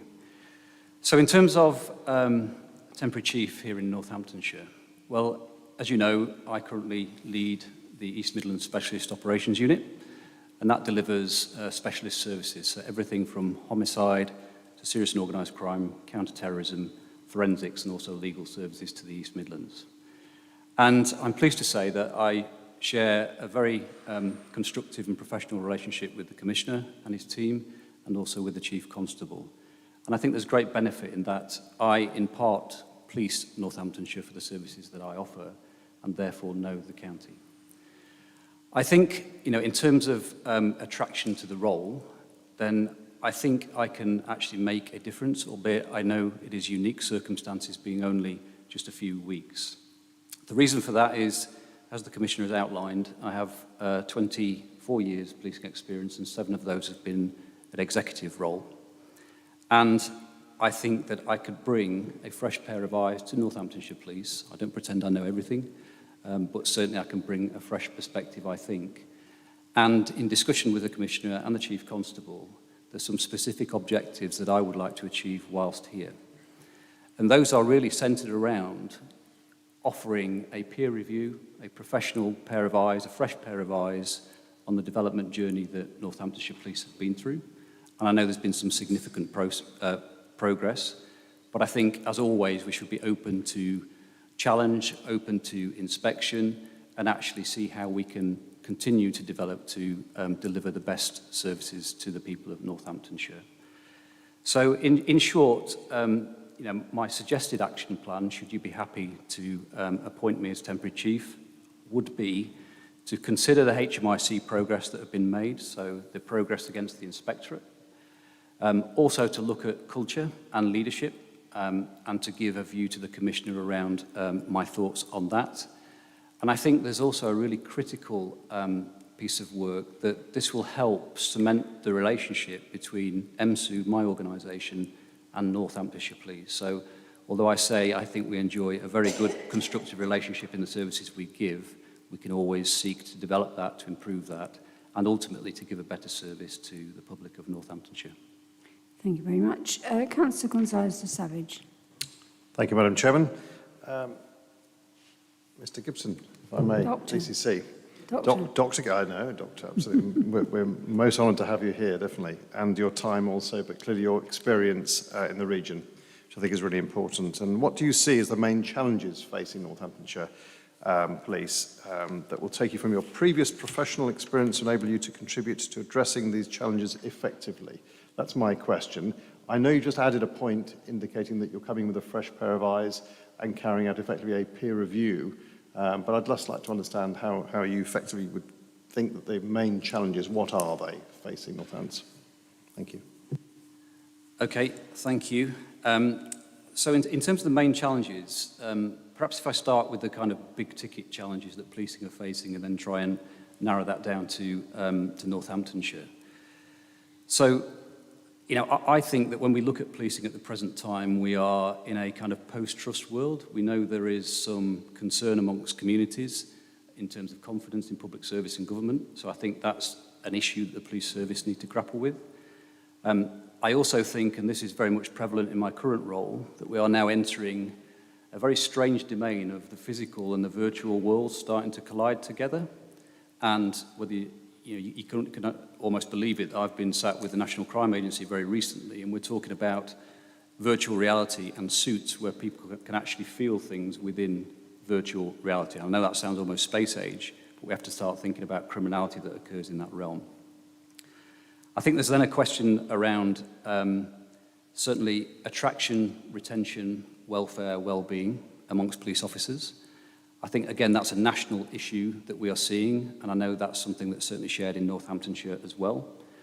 And what I would also cite is the structural funding that I know Northamptonshire face in terms of shortfalls compared to other police services. And I've previously been a chief officer in Lincolnshire Police, which is, again, in a very, very similar position. So if I then kind of come down to the local and start to just unpack that a little bit, I know that, again, within Northants, the funding issue is what it is, and I know the Commissioner, and I would certainly seek to support him in lobbying government for additional finances. But again, that is not, in itself an issue that can only be sorted by that way. I think there's a question about how we spend money more wisely and more effectively. I think, in terms of the attrition and welfare and well-being of police officers, I think that's going to be really important to consider, even in my short time here, should you agree it. And also the changing nature of crime. What we are seeing is, like I said, the movement to that virtual world, and we are seeing hidden crime that sometimes the public don't appreciate, things like modern slavery, child sexual abuse and exploitation, which is occurring in the background but is causing very significant harm within our communities. So what do I think the magic ingredients are to actually bring to a force in order to start to tackle those issues? I think there's a number. And certainly from my experience, I can just unpack those very quickly for you. So first and foremost, we must have a strategic planning cycle. We must be in a position where, through both the public and through our organisation, they must shape our priorities as to what is important and what we police and how we police. And again, what goes with that is the vision, the mission, the strategy, and to make sure that your organisation are all pointing in the same direction towards those priorities and those objectives. I think there's also an element of building rather than reducing. So we talk about the financial envelope, but what I would also say is actually we need to work out how we do better with what we have. So therefore I like to think of it as building and transforming with what you have rather than cutting to what you used to have. And, again, that is absolutely essential, that there is somebody who has the top of the jigsaw box, has all the kind of the jigsaw picture that you're going to put together, and then knows the direction to get there. And that kind of strategic thinking is something that I can bring, certainly from my past experience. I think also there's a question of being open to challenge. I think I've just mentioned that. Also looking upwards and outwards to private industry, to academia, to other police services to see where the good practice is, where we can actually start to deal with the issues at hand. And I think, and the most important is your people.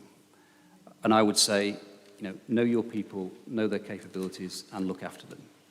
Because if you can get people to deliver, to give extra discretion, extra work, to really fulfill to their own potential, then that is where an organisation really sings.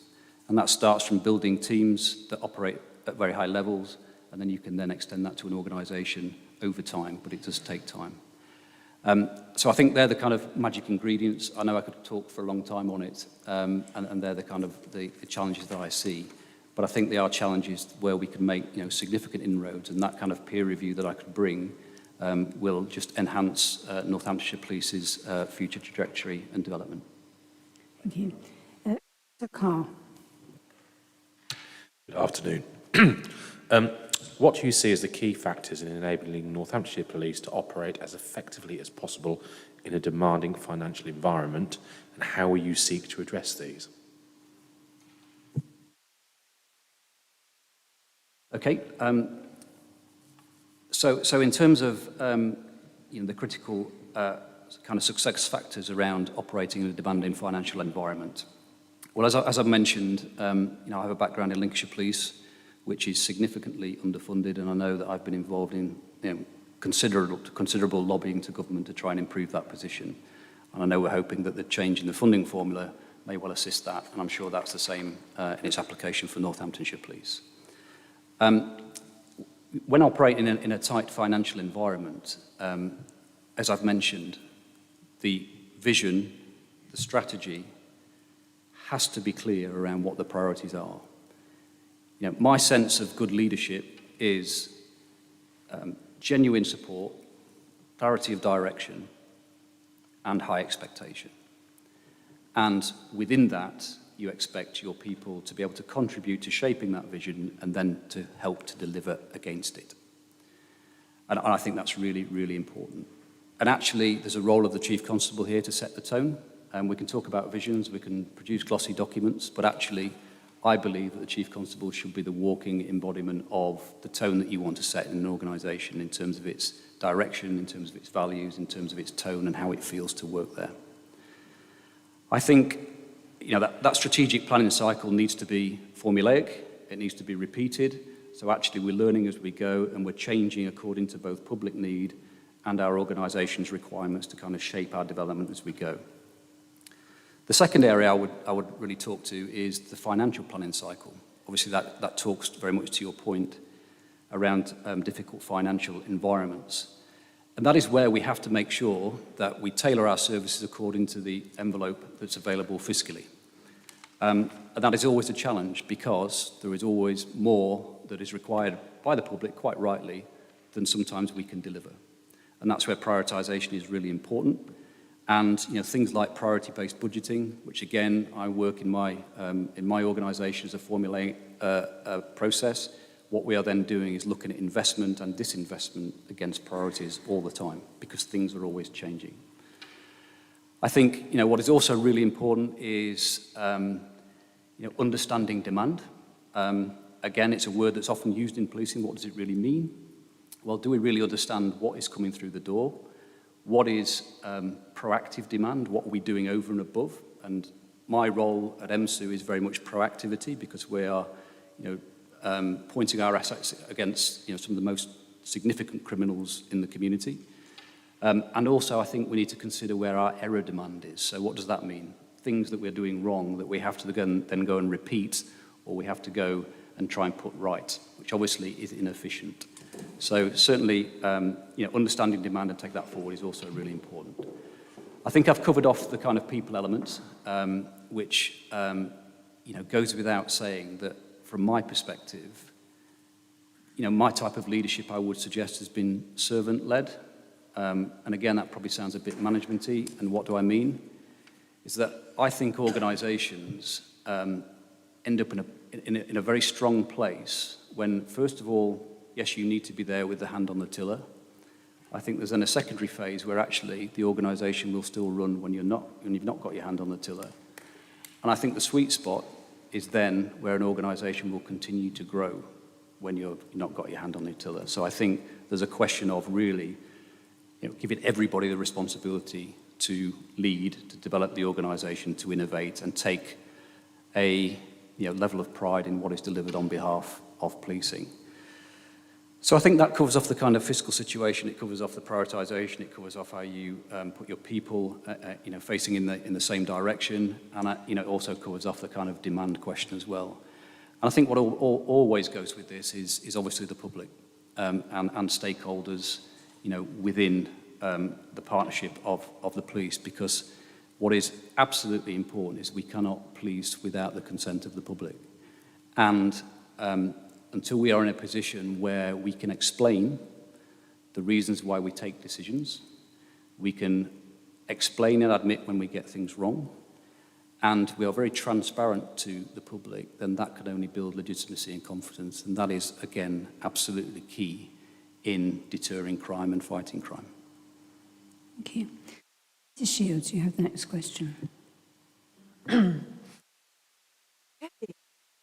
Question 4.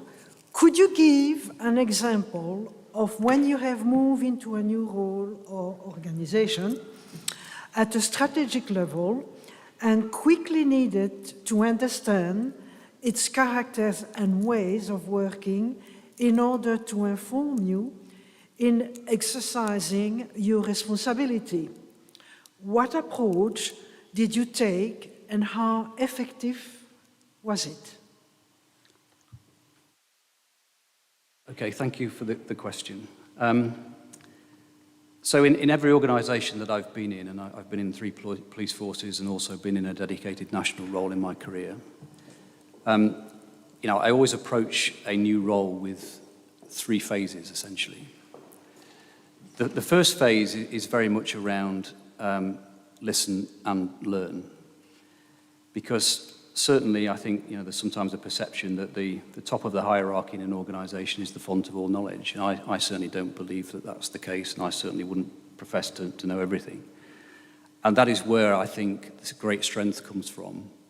You know, engaging with your staff, engaging with partners, engaging with the community, to really start to understand what the issues are, how it feels to work within a police force or an organisation, what the significant challenges are, and also to take advice from people who really understand their business around, you know, where the blockages are and how we may wish to remove them.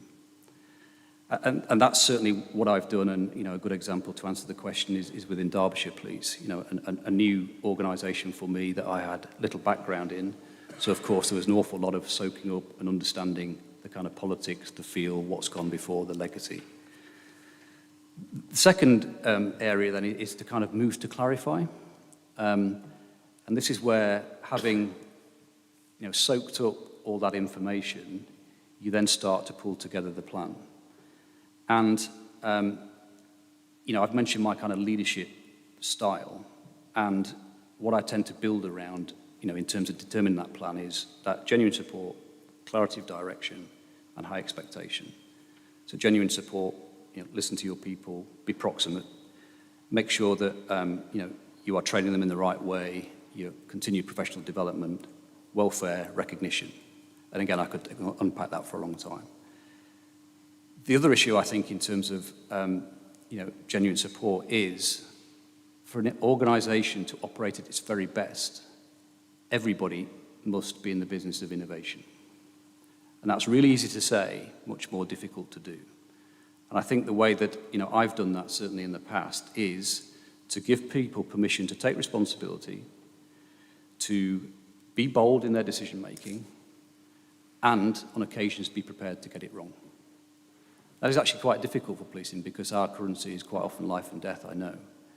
But actually trying new things, sometimes making mistakes and learning is really important. That's not about intentional mistakes, that's not about people who can't be bothered, that's a whole different conversation. I have no hesitation to remove them from the organisation. But it's about trying to give people the responsibility, and everybody has a role in kind of changing the development of an organisation. So the second issue then comes about absolute clarity. I think I've already covered that in terms of making sure that you have a plan. You plan the work, you work the plan, and you make sure that people know their role in delivering against it, and then hold them to account accordingly. And then the final part is that point of high expectation. You know, what comes from my perspective is that people must operate to the best of their potential, and we must assist them to do that. But at the same time, if they do not deliver, then, you know, there's somebody else who could come in and actually give that service to the public.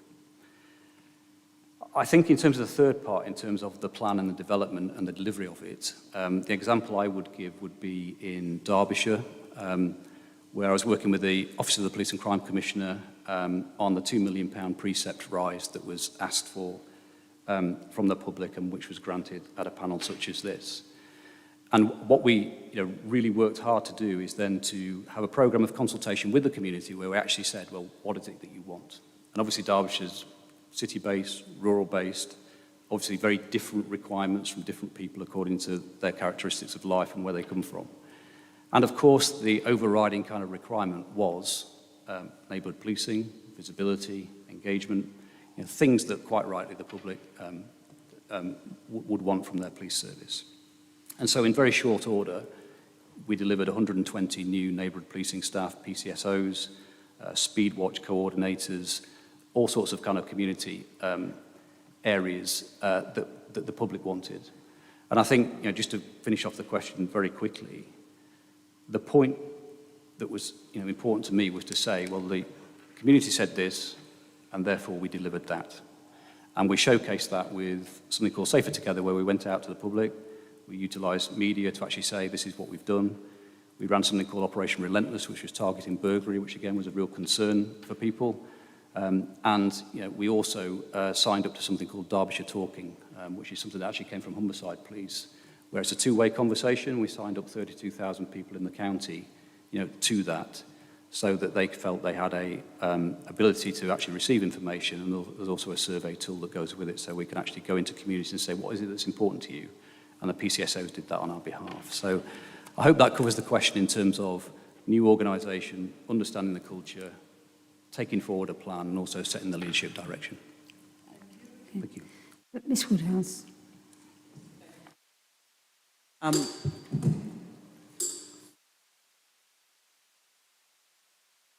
Hi. How will you seek to strike the right balance between making a mark as the Chief Constable of Northamptonshire Police for a temporary period and supporting the long-term direction and priorities for the force set by the Police, Fire and Crime Commissioner and Nick Adderley?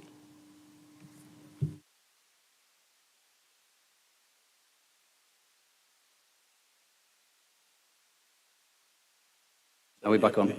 Okay. Yes, so a very important question to answer. So it is a unique position, as I mentioned at the outset. And, I know that, of course, Chief Constable Adderley has his police and crime plan, as does the Commissioner as well.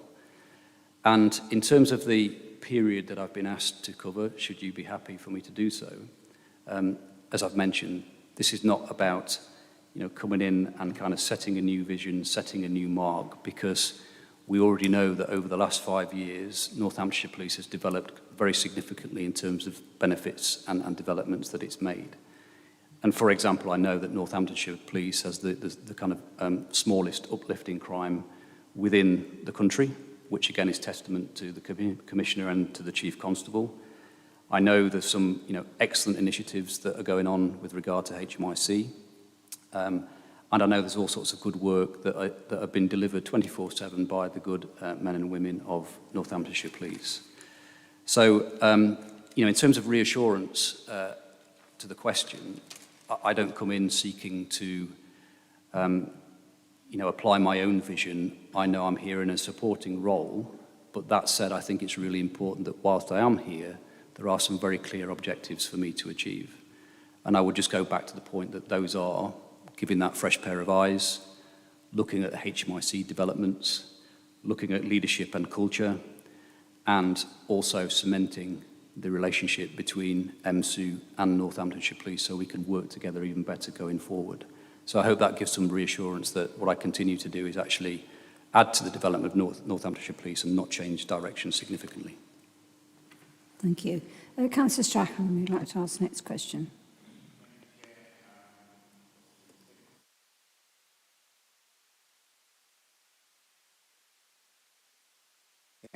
I'm so excited to ask Paul this question that I forgot to put my mic on. Sorry, Paul, I apologize. As Chief Constable, how will you seek to ensure that Northamptonshire Police inspires the highest possible levels of trust and confidence amongst members of the public, reflecting current national concerns about standards in policing? Thank you.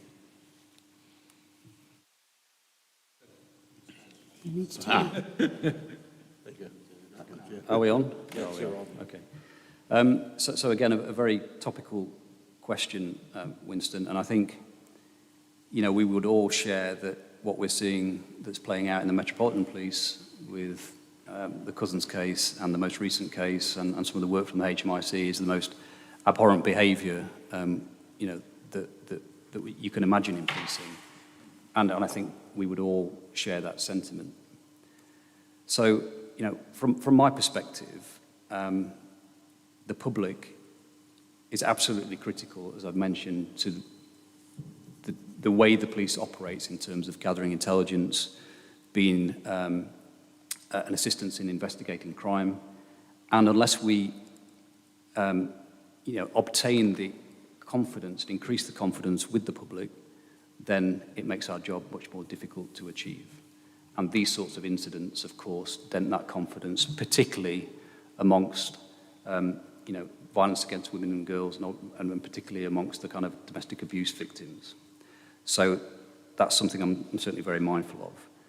So what do I think in general terms would I, seek to do and support around kind of intervention with the public and making sure we're engaging properly? Well, I think first and foremost, setting the tone as the Chief Constable.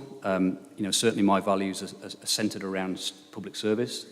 They're centred around duty. And I don't think they're old-fashioned concepts. I think they're really important to me. That's why I left a career in medicine to join policing. And that needs to be a value that then goes throughout the whole of the organisation that everybody shares. And of course, that means that we are recruiting the right people, both in terms of those that have public service ethos, and also making sure we are not recruiting people that we've just discussed that have entirely the wrong values for an organisation and don't deserve to be in it. I think the second issue for me is then around communication with the public and engagement, which I know I've touched upon. But I think, certainly in Derbyshire, the chief there, set the target around reaching half of all Derbyshire households with frequent communications via several methods, and that's everything from social media right through to traditional media. And I think, we need to dispel some of the myths of policing and be really open and transparent in what we do, how we do it, and, as I've mentioned, be prepared to accept sometimes when we get things wrong and how we're going to put it right. I think the third thing then, in terms of engagement with the public, is around neighbourhood policing. That is our proactive arm of engagement and making sure we are feeling the pulse. I know it's a bit of a cliche, but feeling the pulse of communities and understanding, how they operate. And for me, that involves a professional neighbourhood policing service. That involves utilising problem solving, targeted patrols, and then being able to understand your communities by having such things as neighbourhood profiles, where actually what you see is people that are responsible for a geographical area really understanding what that geography means, what the challenges are, who the main stakeholders are, and then how you hold them to account to make sure that we keep in touch and proximate to those individuals as far as we possibly can. And again, that can't make the promise, unfortunately, of visibility in every village, at a particular time. But there are different ways of being able to engage and to use technology to do that. And I think, just in terms of the specific question around the dent in public confidence, I also think there's very much a tailored requirement to then understand, victims of domestic abuse, violence against women and girls, and to really concentrate on the victim profile, concentrate on the touch points of where we interact with the victims, ask for feedback, what are we doing well, what are we not doing so well? Because actually, if we can't prevent crime, we have to investigate crime and then treat victims in the best way possible by keeping them updated and adhering to the victim code. And I think that's really important. I think there's a whole kind of answer I could give, but I won't, just in the interest of time, just around how we are more effective around domestic abuse perpetrators. And also, I think it's really, really important to make sure that we are getting the wrong people out of our policing organisations. So that means getting our vetting to be quicker, making sure we are investigating indicative sort of behaviours much more effectively, and then removing them from the organisation as soon as possible, which is a challenge with police regulations as they are, but again, something that I would be very much committed to and have been throughout my career. So I hope that covers the question. Can to ask the next question, please? Thank you, Chair, and welcome to you, Paul. What approach will you take to leading Northamptonshire Police's involvement in partnership working during your period as Chief Constable?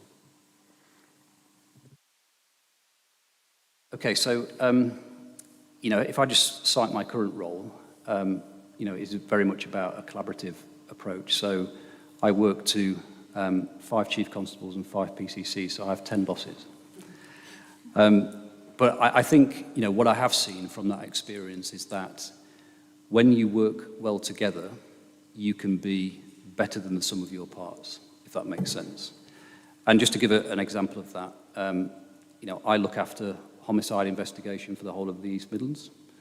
And, you know, I hope the Commissioner would agree that the service that is given to Northamptonshire and all the other counties is exemplary, because we have a centre of excellence and a detection rate of more than 90% in homicide, which actually, when we consider the increase in homicide profiles, then, you know, we've actually seen quite significant more, unfortunately, over the last 18 months. And just another example is serious and organised crime. So I'm responsible for targeting proactively some of the most serious offenders that blight the communities that you live in. And these are the people that are making the money in significant amounts, living in massive houses with very nice cars, but don't seem to do anything in order to support that way of life. And if I told you that based on the collaborative kind of effort, we have 650 people that are going through the criminal justice system that are, you know, the most significant criminals you'd expect to see within the East Midlands. So I guess the starting point is I'm a fan of collaboration if it gives benefit to the public. And again, I won't go on, but I could talk about that, you know, for the rest of the day from just an MC point of view. But I think, you know, collaboration,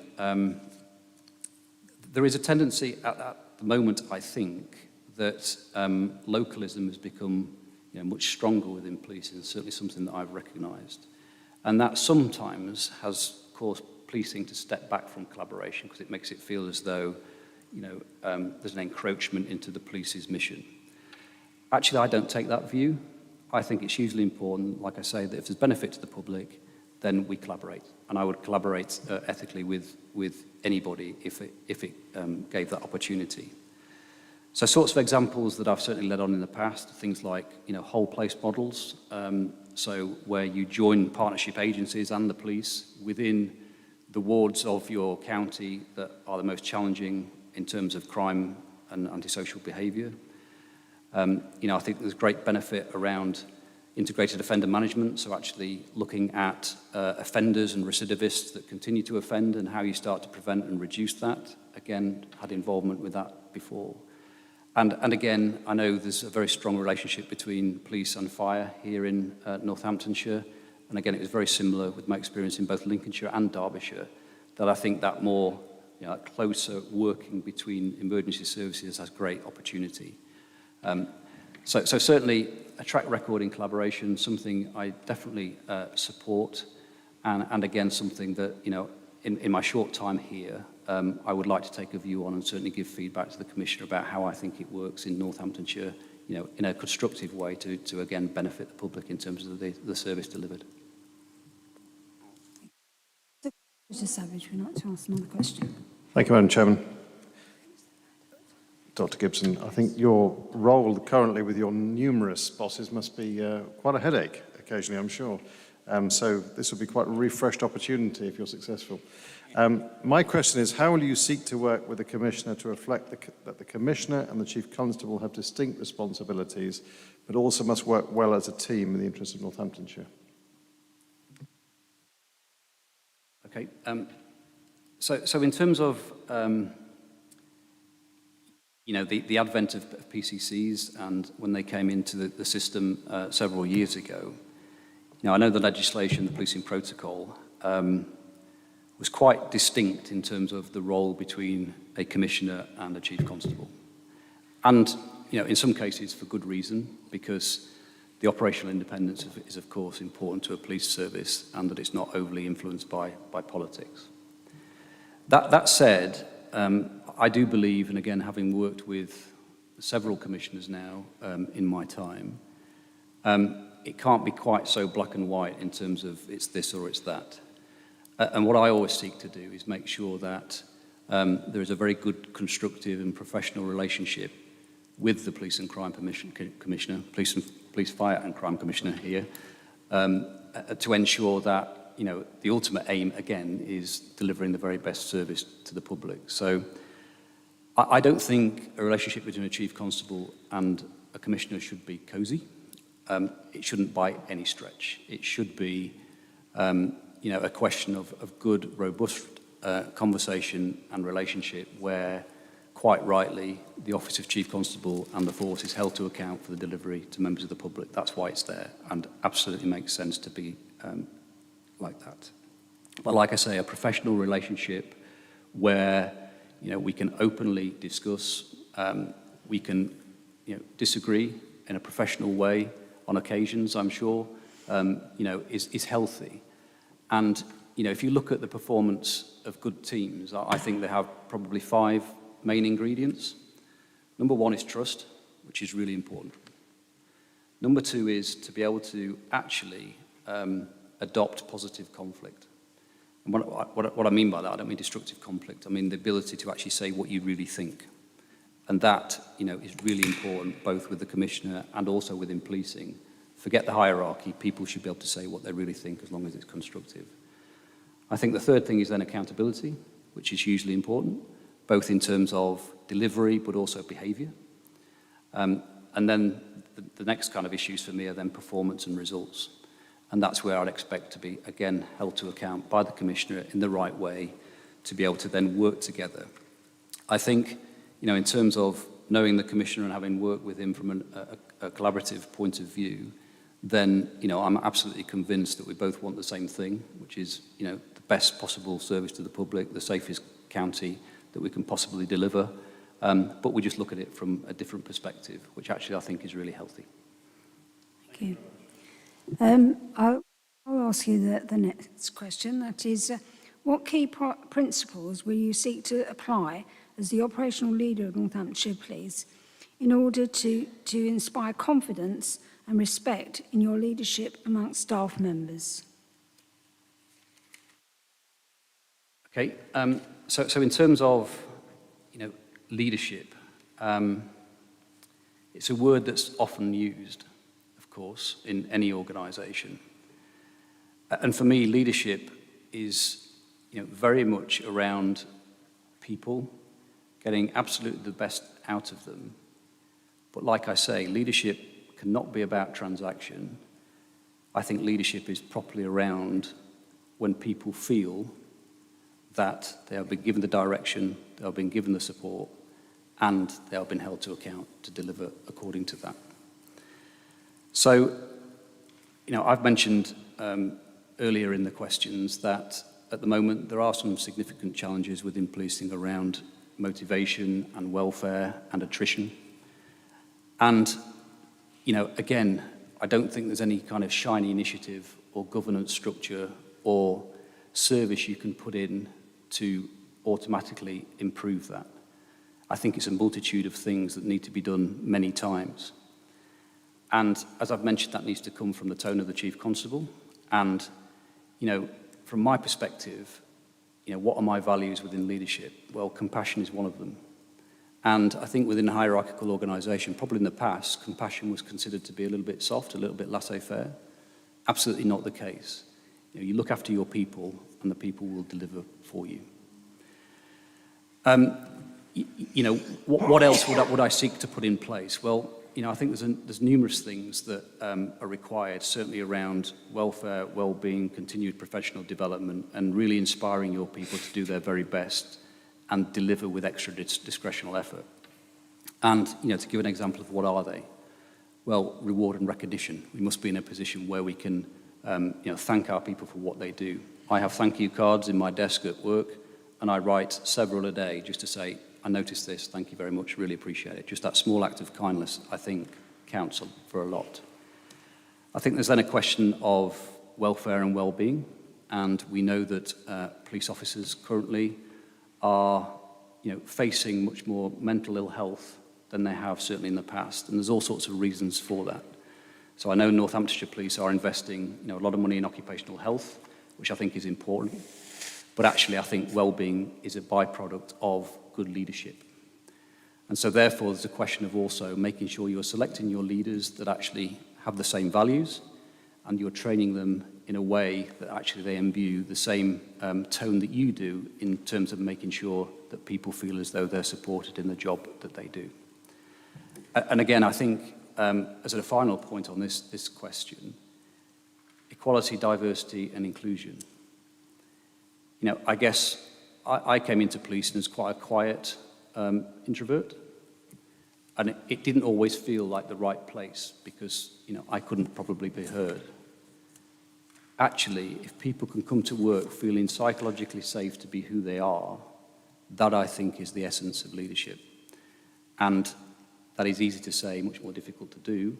But certainly I feel as though, I don't pretend to be perfect by any stretch, but it's certainly something I can deliver as part of the track record, and certainly I can keep momentum going if you should agree that I come here as a temporary Chief Constable. Thank you. So would you like to ask a question? What relationship do you think the Chief Constable should have with the police, fire, crime panel, given the respective roles of the panel and the police, fire and crime commissioner? Also, how will you link up with 102 villages in the north? Sorry? That wasn't supposed to be on the list. No, there we are. We're not just the north, we're the whole. Well, the whole of the west as well, yes. Excuse me, north is best. Please let him answer. Oh, yes, sorry. Okay, I mean, I think, thank you for the question, but I think many of the principles that I talked about in terms of relationship with the Police and Crime Commissioner apply to the panel as well. In fact, that you good people are here to hold the Commissioner to account, and of course the force to account in terms of how it delivers to the people of Northamptonshire. And again, I think that relationship should be professional, constructive, but one that's based upon positive challenge and an honest debate. I think in terms of the Police and Crime Panel, I know there's been a request for me to come and actually speak to you around the role of MSU and how it operates. And again, I think a really good relationship, and certainly what I've had with panels in the past, is actually that proximity again, where we're coming to talk to you around what modern policing look like, and some of the challenges that we face, and some of the positions and processes we're putting in place to actually try and resolve those and mitigate the risk to the public. So I certainly think that that's something that I would want to support if I was to be here for a few weeks as Chief in Northamptonshire. I think in terms of the village question, I know you mentioned that before, just when we met. And, I do understand, having come from a rural county, the challenge that it is to maintain that presence within communities. But I would point back to my earlier question that, I couldn't promise a visible person to be somewhere at a particular time, of the week or whatever it might be. But what I think can be done is that neighbourhood profiling. So what we are doing is taking a much more strategic approach to how we plan our engagement with the public and explain it to them. And if there's things we can't do, explain the reason why. And certainly the technology that I mentioned around Derbyshire Talking, I don't know if you have a similar technology here. We're about to implement it. That's what they've just agreed to a minute ago. Yeah. Oh, okay. So that two-way conversation, the ability to be able to, again, survey within communities to understand what the issues are is really important. That links then to your neighbourhood policing problem-solving cycle, which we've spoken about. And, ultimately, the aim of the police is to prevent crime. And what I think is hugely important is that a good neighbourhood policing service builds resilience within communities, and they become less reliant upon public service and the police, and actually build their own social capital and their own resilience, over time. To ask the last question. Thank you, Chair. I won't say West is best, Andre. So what would you most like to achieve during your period as Chief Constable if you're appointed? Turn it off. It's a quirky system, isn't it? Yeah. I would probably refer back to the earlier question that I get it's a unique set of circumstances. But over the period, what I would do is throw myself wholeheartedly into the role. I would certainly spend, some significant time staying in the county to make sure that I can get out and about, see the operational front line, see how business is being delivered and developed. And as mentioned, talk to our leads around HMIC and the strategic planning for the inspection that's coming, I think, in September, and then the report later next year. And also, what really is of interest to me because I'm a performance coach. I have a qualification in performance coaching, and understanding kind of leadership and aspiration, and helping people remove blockages so that they can actually deliver against their own potential is something that's easily available to me, even in the short period that I would have here. So certainly discussions with the management teams and the kind of one-to-one discussions and the coaching will be helpful as well. And what I would seek to do is make sure that I visit MSU's footprint here in Northamptonshire, which actually we're building, just to make sure that objective of cementing the relationship between Northamptonshire Police and MSU is fulfilled as much as possible. Thank you very much. Just ask, have you got anything that you'd like to tell us sort of that hasn't come out in the questions, or have you got any questions of us? Just to say thank you for your time and patience. It's a pleasure to meet you all. And I'll leave it in your safe hands around the decision that you'll make around the temporary appointment. So I hope to see you again later in February. Thank you very much. And I'm glad you mentioned earlier about coming to speak to us in your current day job at MSU, because I know that came up before we knew that you were coming for this position. So it's something we're very interested in. So we'll see you hopefully in the future, one way or the other. Thank you.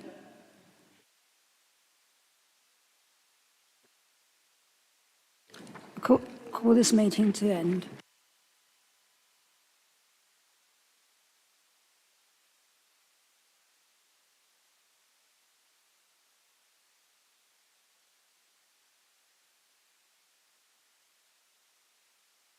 You need to advise that there's no urgent business. Sorry, I called that to an end too soon. We have no urgent business, but I now need to move the exclusion of public and press, and I know they're getting ready to move. So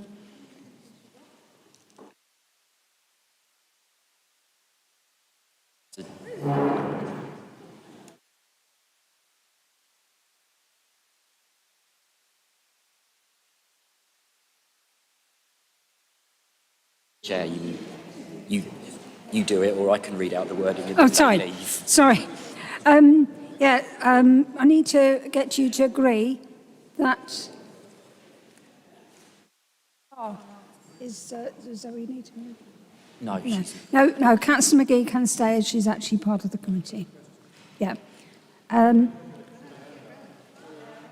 was going to move that under Section 100A of the Local Government Act 1972, the public be excluded from the meeting for the following item of business on the grounds that if the public were present, it would be likely that exempt information under Part 1, Paragraph 1 of the Schedule 12A to the Act of the descriptions would be disclosed to them. So I think now, James, is just, everyone